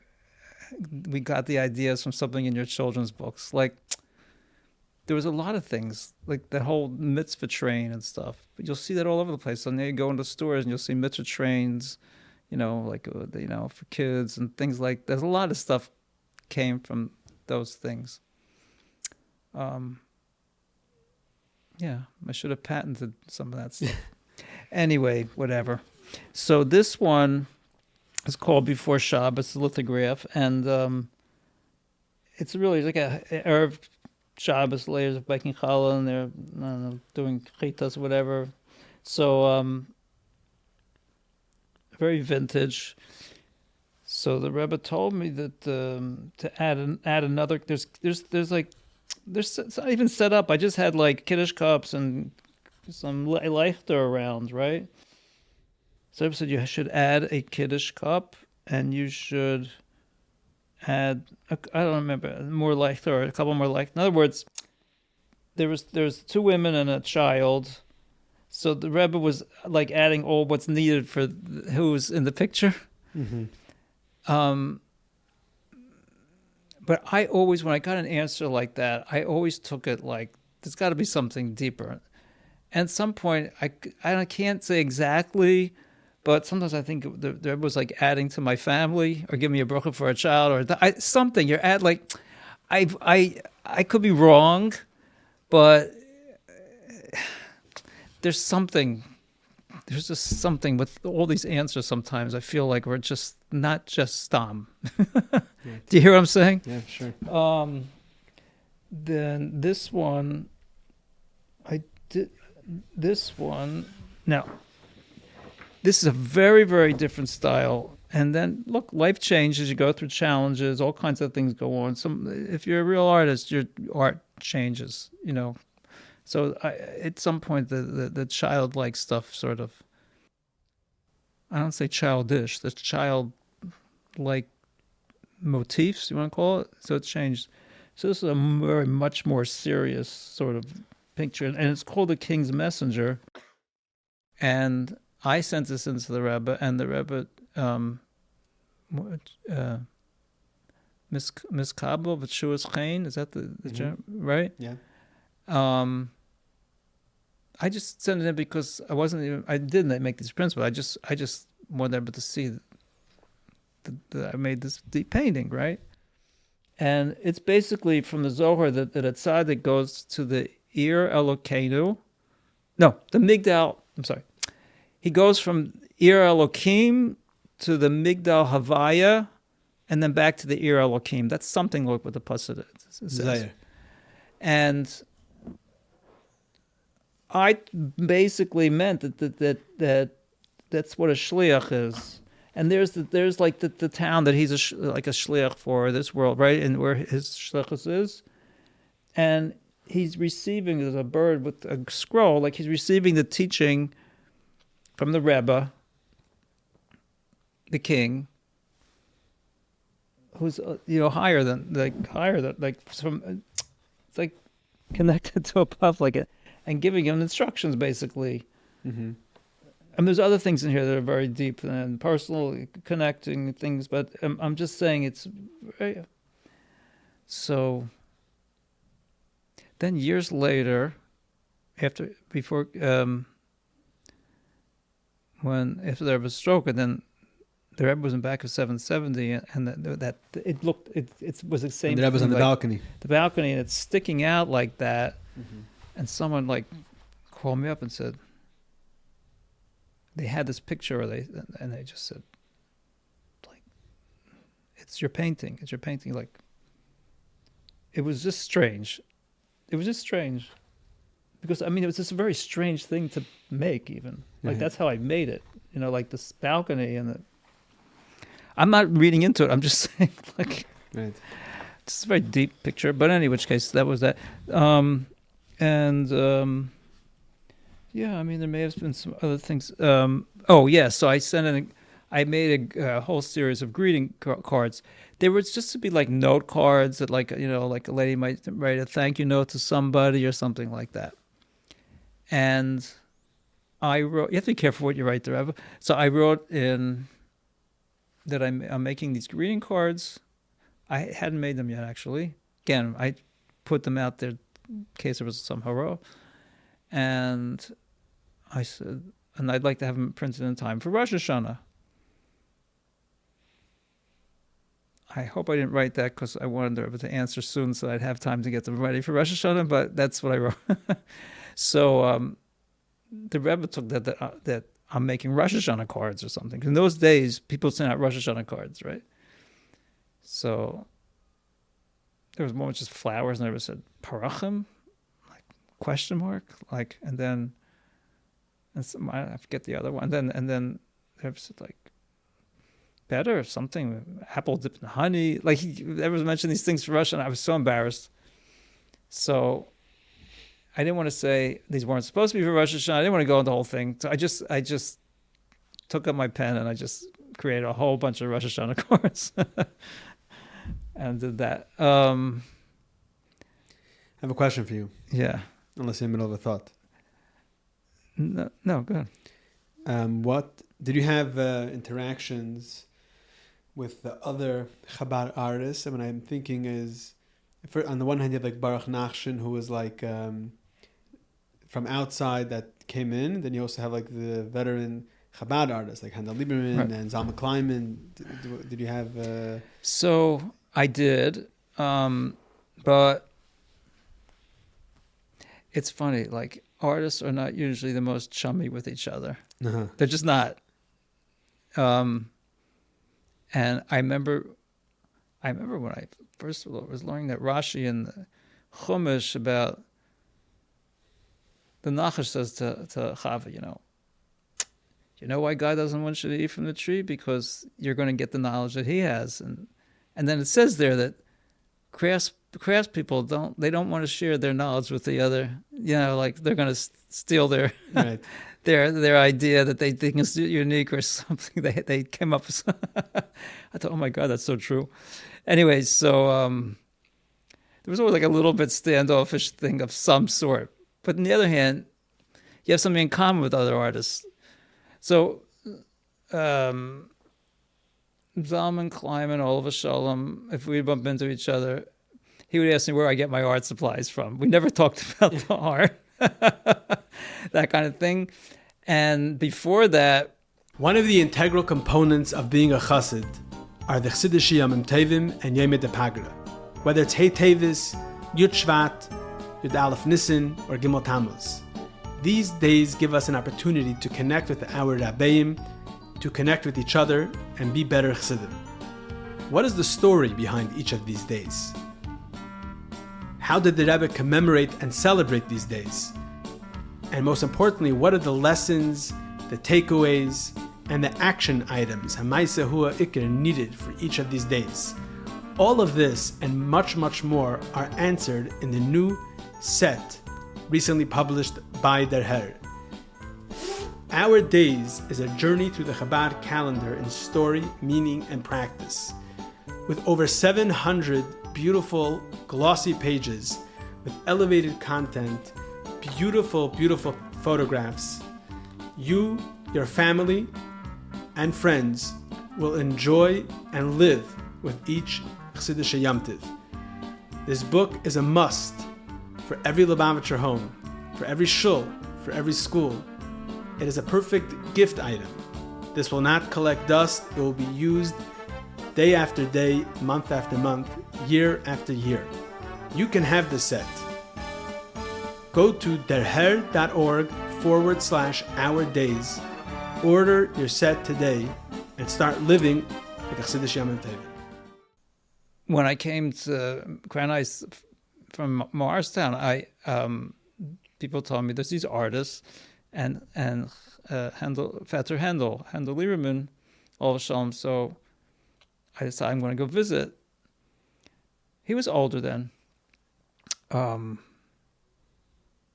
he answered the door, and he said he wasn't feeling well. I should come back another time. Something like it happened twice, but I didn't give up, and I went a third time, and he let me in. And I don't know if his English was so good, but in any which case, I brought similar type of things. I brought some of my real detailed art to show him. But I came in, and he took me into his back room where he paints. I was blown away.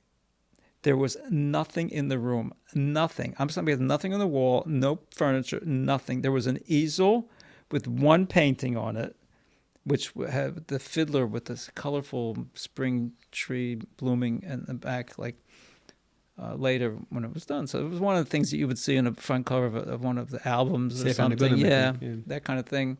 But I saw it when it was in the middle of being painted. And there was a little like chair, like a child's chair, wooden chair, right next to it. And on it was a palette with his paints and some brushes.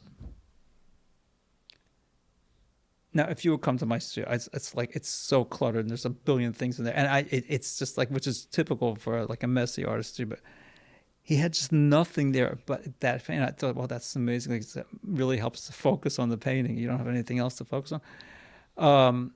But he didn't really talk to me. I showed him what I brought him, and he like, I don't know what, he just like went, and then he said, he handed it back. He said, you should go to art school or go back to art school. I don't know. I didn't take it I wasn't about to do that. And he doesn't know what's going on in art schools in the United States because I was there and all that kind of stuff. But I think he's just saying, like learn more. I know whatever it was, but it was sort of funny. So that was the end of that. Right? Then Nachshon, so he did come. Which is another artist that the Rebbe really encouraged. Olav Shalom. All these are Olav Shalom. What? The Rebbe really encouraged him. He paid for his schooling. Right. And like he did for like Eli Lipsker, Olav Shalom, for his music. Like that's says so much. And right? the Rebbe visited his exhibition. And then he asked I guess it was Udo Quincy, I believe, to make that he should have an exhibition downstairs. Mm-hmm. And when it was being renovated, but they made it whatever. And it was upstairs in the offices, but now it's the offices. I don't think it was upstairs. I think it was in the back of the Weiberschule. Where the plaza is. In the Weiberschule, there's a staircase to the upstairs, to the offices. So that's where it was. I think there was the showroom maybe at that time. I went to it. You know where you walk up the plaza? I think they had just built the plaza. No, they hadn't built the plaza? No, the plaza was built later, but there's in the Weiberschule. If you walk to the plaza now, you would call it the second floor? Yes, if you go in so that's where it was. No, but there's you go in the Weiberschule, there's a staircase. It's there till today. That goes higher than that goes to the hallway of the offices, so that's where it was. There's a picture of the Rebbe walking down that staircase, or about to come down that staircase. I don't remember that being that way, but that doesn't, maybe because it was not the same setup now that I'm getting confused, but it doesn't make a difference. I saw the exhibition. Yeah, that was pretty amazing. So he came once to me, and it was still a similar thing. He wanted to know how I did a certain type of thing, like where I got my it's actually a wild fig bark paper. He wanted to know where I got it because he wanted to try it out. It was a little. I didn't want him to try it out because it was so unique to my art. So I just made this whole thing. And I wasn't really lying. I just said, "Oh, you don't want to work with this stuff. It sucks up the paints and it dries up and starts to thing. I had to go back and fix somebody's thing, and so he's just like, oh, I don't want to." Talked him out of it. I talked him out of it. Let me ask you a question. Yeah. There's something with. We also wrote once in the Deher an article about the cookbook. The first Spice and Spirit. Spice and Spirit. I have a story about that too. Yeah, because your art's on the front, I believe. Right. So I have a story about that with the Rebbe. So this was Esther Blau. So she was in charge of the cookbook, but there was other people involved. It was a committee. But she was in charge of me. I was the illustrator. And I made these black and white illustrations, and it took them, I don't know, a really long time to get this together. People weren't so sophisticated with these things. People had to know how to make a book. So it really took a long time. And just when they need, she sent me, she said, I have 2 more recipes. It was that kind of thing. I would do something about a holiday. I would do an illustration, bring it in. But it was going on for, I don't know, a couple of years. And they pay me for each thing, like whatever it was, not so much money. And it's finished. So I hadn't heard from them. So I said, what's doing? Yeah, we're trying to get it printed. I said, well, what's with the cover? So she says, so the committee decided to go to some professional outfit in Manhattan and have them do a quote unquote professional cover. You can imagine how I felt. I was like, I worked on this darn thing. It's all my illustrations inside for how I'm worried every couple of years on this thing. At least give me a chance. I said, I'll tell you what, I'll make a cover. I'm not going to charge you. And then you compare the two, and then if whatever If you want to use mine, use mine. If not, I can't say anything. I can't argue with. So who could say that to me? They were embarrassed to say, no, we're just not taking it. So if you want to do it in your time, make a cover. So I made that cover. So there was like 6 ladies in the committees. So 3 of them really liked my cover and wanted to change it to my cover and not the cover that this whoever it was designed, which was, in my opinion, had not the Hamish feeling. It was a little cold, but okay, professional, right? So I'm not knocking the ladies. I'm not saying. I'm just saying, like, I'm an artist. There was involvement from the Rebbe in this whole project. No. So what happened? So there was like 6 ladies in the committee or something like that. So like half of them said this, and the other said half. So they were there. They were at a standstill. Mm-hmm. So what does Neshei Chabad do? Is doing a cookbook, and they can't. What do? You write to the Rebbe, right? So the Rebbe answered. If you can use both, then use both. But if you can't use both, then better to use from our own community, because even in this, there's a bracha. Basically, Rebbe was saying, use mine. Do you know how I felt? I felt so good. Because they couldn't use both. So it became the thing, and it was like a nice Hamish. It fit the whole feel, the thing. Right. Well, the cookbook is being used well. Yeah. Till today. Yeah, and people still have it. Then I did also the cover for they had a version that was like it was a soft cover of Pesach version. But it's the type of sensitivity of these things. He had to deal with them. He was like, no, and I did wonder why they said even in this, as if like,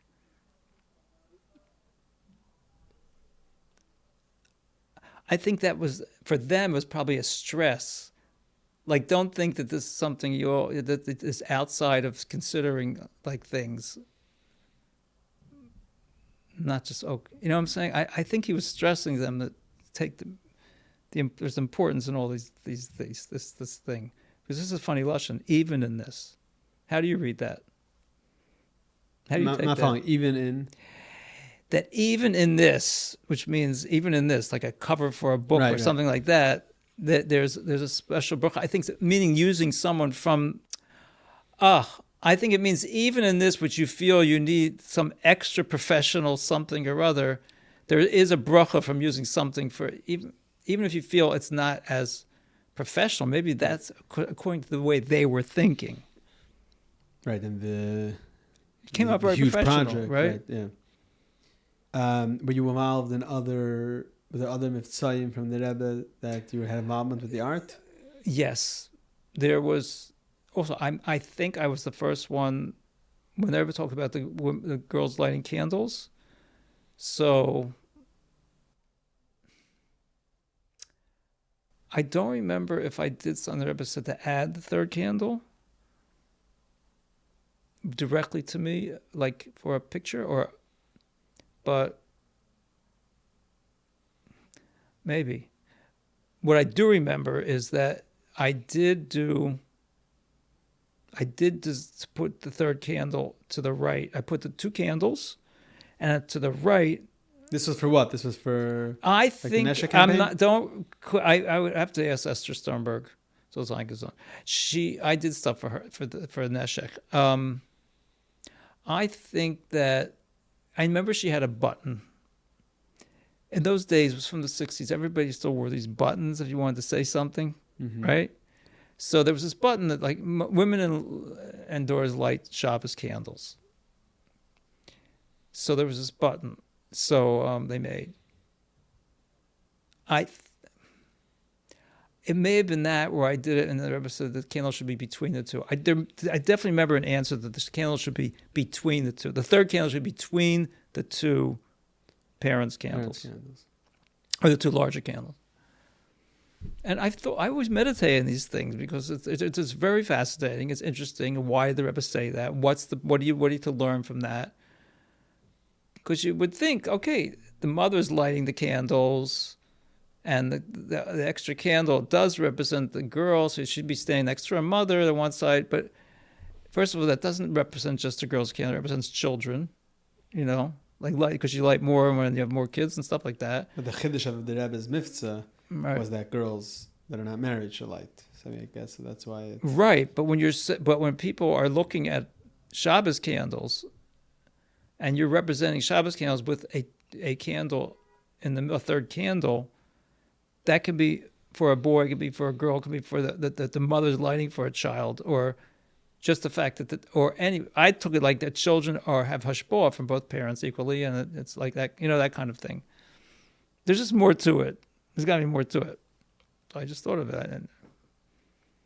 And there was another thing I didn't bring here, but so the Rebbe told me to make ksubas, which I did. Had them printed, and then the sofer or rabbi would fill it in, or I would fill it in beforehand. So the Rebbe, I also felt a little bit tongue-in-cheeky. The Rebbe said, but I should not put an illustration of a mikveh, because I have a mikveh in that not the great mitzvah. There was another painting I showed the Rebbe, and I talk about that. People can look it up in Inside Story, my story. If you want me to tell that too, people are listening, I'll go into that. But that in that picture, that village picture, there's a mikveh, like a mikveh. Mm-hmm. So Rebbe told me not to put. I wasn't planning on it, but not to put a mikveh in the ksuba. Right. Or don't write a sign like to the mikveh mitzad snias. Mm-hmm. I wasn't planning on doing that, but I guess I was concerned about that. This was right in the beginning, or this is later on? I think you had ksubas right away. No, it wasn't right away. Later on. No, early, but it wasn't right. And that in the ksuba, I asked if I should put the third candle, and they said no. In the ksuba, just put 2 candles. Mm-hmm.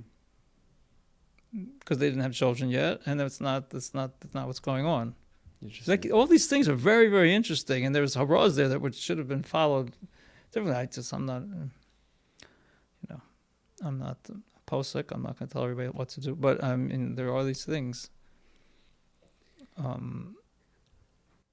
But just quickly, because you can read about it, but I did have this other picture called the village of the Menschniks, with these miniature Yidden, and a big scene. I also made a lithograph of that, and the Rebbe, he notices in the bottom left hand corner there was a free loan fund and a hospitality hotel. There was other things there, but they picked those, pointed to those 2, and said these are in Yanam of Gemilos Chasadim. And therefore, they should be on the right side of the picture, not the left. Because in the 3 pillars... Right. Torah, Gemilos Chasadim. But they were saying, even in the picture, and people looking at things that have to do with these inyanim should be on these parts of the picture. I thought it was fascinating. And then on the right top, it was in like a tree house or something. So they were davening, and there was a shul. So the Rebbe said, that's avoda, that's tefillah. So therefore, that should be on the left, not the right. And Yanam of Torah should be, and Liman of Torah should be in the Be'emtza, in the middle. So ever since then, I almost inevitably even look for those symbols to put in somewhere. Right. Either it could be challah for Hachnos Zorkim, it could be a pushka for tzedakah on the right, it could be a shul, something, a siddur on the left, and then bayis malos form or something like that in the middle. And then I can talk about these things when I'm showing people. So it's it's not just about it's about teaching. Rebbe was giving you the guidance into how to utilize your art for the mission of spreading Yiddishkeit through these hayrais. First of all, the Rebbe is giving you accuracy, like how to do things accurately, but it's also part of the story of how to give over Torah and mitzvahs through. Totally. I have to tell you, as far as I can see, it was pretty much a chiddush.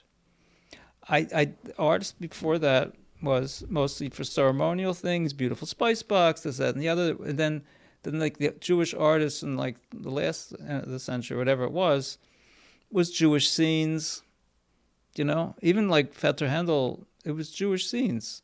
And the Rebbe spoke about it like he was advertising the Chassidic lifestyle. Right. But to actually take an idea of Chassidus and a mushal and give it over in a mushal so that you could like ponder the concept, I think I don't take credit for that, but I'm just like I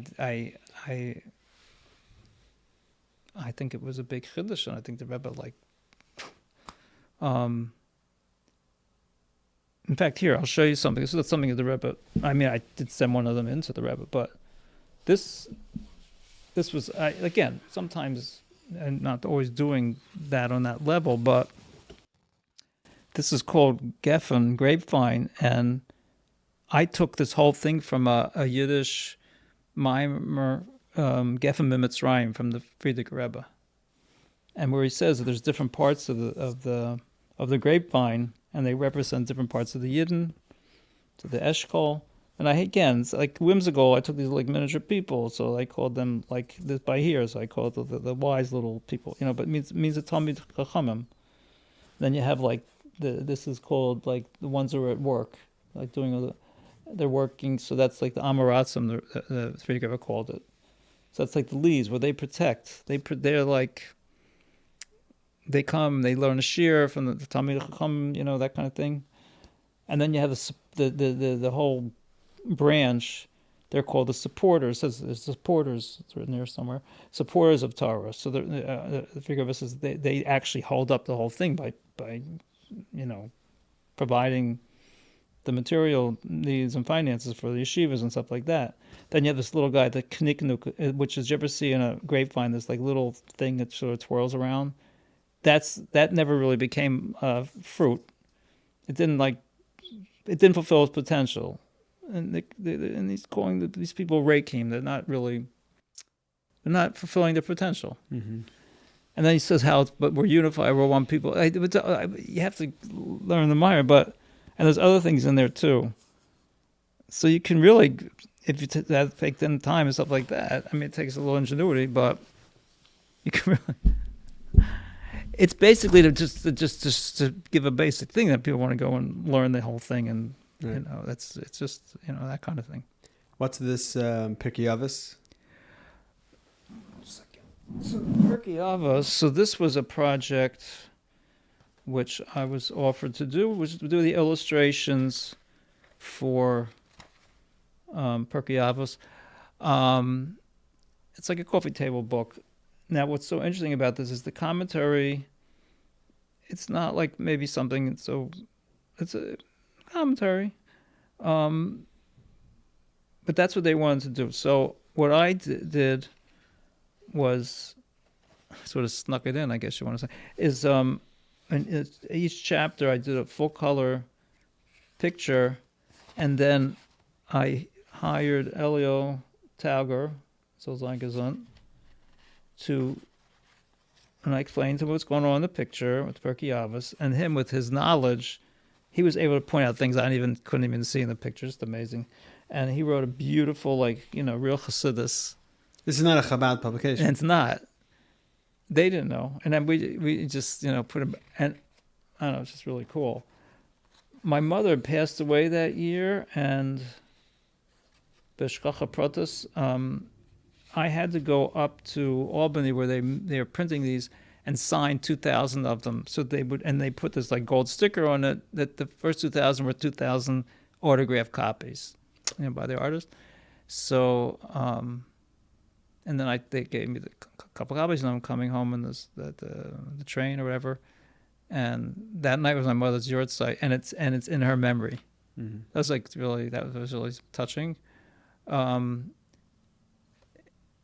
After this came out, and I was in Morristown for this Renaissance fair, and I had written about this because it came out, and then I had all the originals at this Renaissance fair.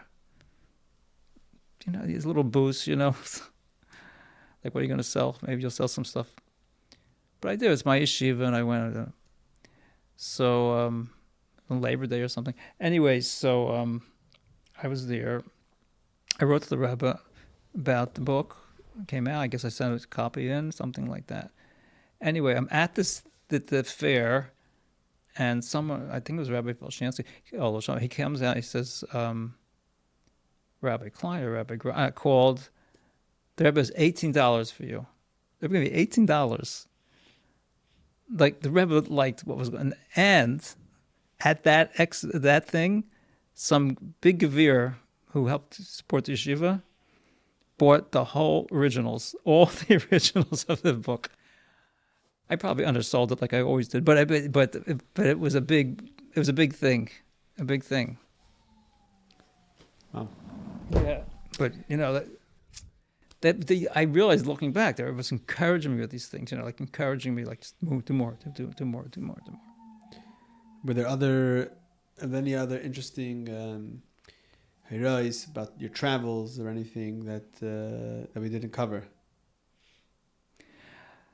No, I mean, I had to, there's some great stories. I want to make a book about it. One of my sons said to me, look, I know you're not going to get around and write a book. Like, try once a week, take one story and write it up and send it to your take it to the family WhatsApp. And then afterwards, we'll edit the whole thing. Once you get enough stories, it's that kind of thing. So I can go on and on about certain things that happened. They're geschmack. They're very geschmack. But I don't know if we have time to go on to.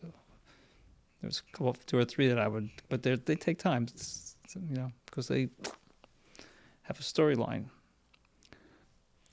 Okay. So, what's the?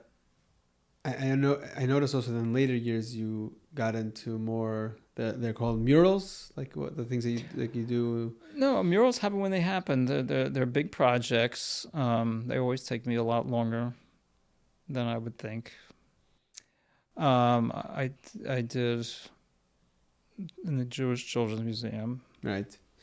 And there's many Chabad houses that have them. Not necessarily murals. Sometimes you don't realize that they're really like printed things blown up on canvas. I'm talking about like the clay things. Oh no, you're talking about well, that's it. But you're talking about the donor wall stuff, right? No, that became like a sort of bread and butter business for the shluchim with my artwork on it for donor walls, donor plaques, and all that kind of stuff. Some of them ordered really custom pieces, which are really, big things. And others, we made some products. They all have to be handmade, though. So, right. I mean, I have workers that help me with that. With the ones that are the products, we've figured out ways to do that. But that's also like, it's just special. And knowing that you're drawing out from people like the desire to actually donate because they want to have their names on something nice. It does make a difference. I've heard it, and it does. So that's beautiful, just to feel that I have that schos, to like help shliach in that way. I also, if a shliach calls me or comes to the shul, they're collecting to go out and shlichus, I give them some art. I pick out selections that I have certain things I give that especially things that have like a lot in it that you could teach from it. Right.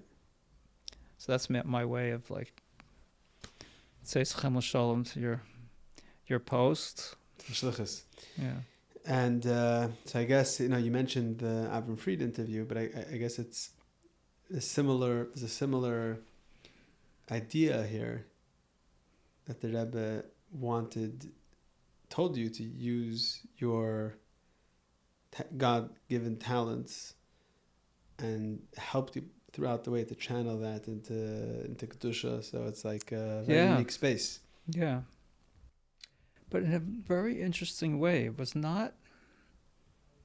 Rebbe just tell me I should... Like, and even the Chiz, you said you should bring Kedusha. That's all he said. It's the only thing he said about what I should do with my art. Like, nothing... But then it just opened up my whole desire to... They had a way of empowering you, but letting you figure it out yourself. Like it's in you. It's really, when you're going to back to what we were originally talking about the early Baal Teshuvos, but I'm not saying just early, because any but anybody, Baal Tshuva, not Baal Tshuva, Yidden, the Rebbe empowered all of us that says you have, there's more. And that comes with I'm not going to call it a downsize, God forbid to say that, but the Rebbe was very demanding, whether in that sense. The Rebbe didn't, like, I don't know about you, but I just go through things like all the time. Oh, I should have done more of this, should have done this, like you always feel like you're never really like doing anything close to what, the blessing you had and the gifts you have. It's actually very frustrating, but it's a big case of heart. You start like, if that's getting you to do something, fine. If it's getting you just to get upset about it, what's the point? But nevertheless, I do have a struggle with a lot of that stuff. I really do. And Shem should help. Yeah, I think you're right that the Rebbe has like this balance of knowing the greatness or the great things that you're accomplishing, but at the same time never to be satisfied, and that there's so much more we can do. So I think this is like I think you could pat yourself on the back with one hand and push yourself forward with the other hand. Right. Even that, it's hard to pat yourself on the back when you feel like the whole thing came from the Rebbe's bracha to begin with.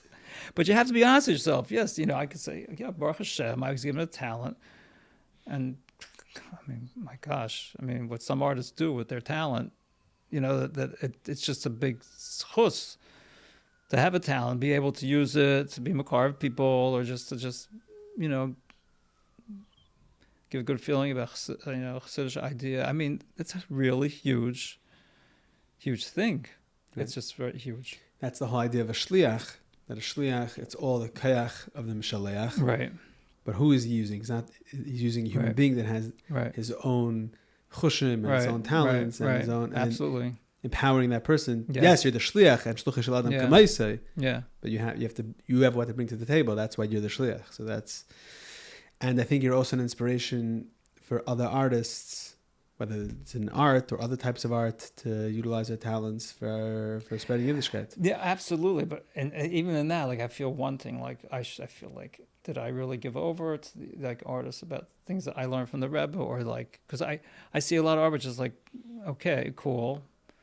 But again, is it bringing someone to Misa? Like things like that. I'm not criticizing anything. I'm just saying that I feel like I can offer them even more. I'm actually thinking. I think of other things to do. I think of things to do all the time. I should do this. I should do that. But I would like to have like seminars or here and there for artists. I ran 3 times the visual arts hakel. That was my idea. So this is the last one, 8 years before, and then I did it once before, I guess it was 8 years before that. I started just in my house at the time, and I just, just a bunch of the artists who were artists in Crown Heights, so I knew most of them, and they come in like, no one trusts, it's like artists, they don't trust like what's going on over here, like, and they're sitting next to someone, and he thinks he's an artist, I could feel the vibes, everything. It was funny. Then I thought, wow, that's actually a purpose of this visual arts hakel. Like, just what can we have in common? What can we share with each other with this?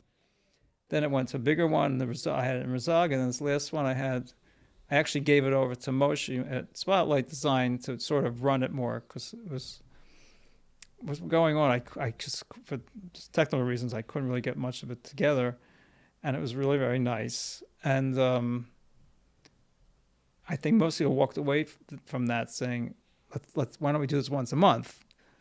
You really are, people can really network or help each other or just whatever. And I'm not saying they're trying to make a living at their art.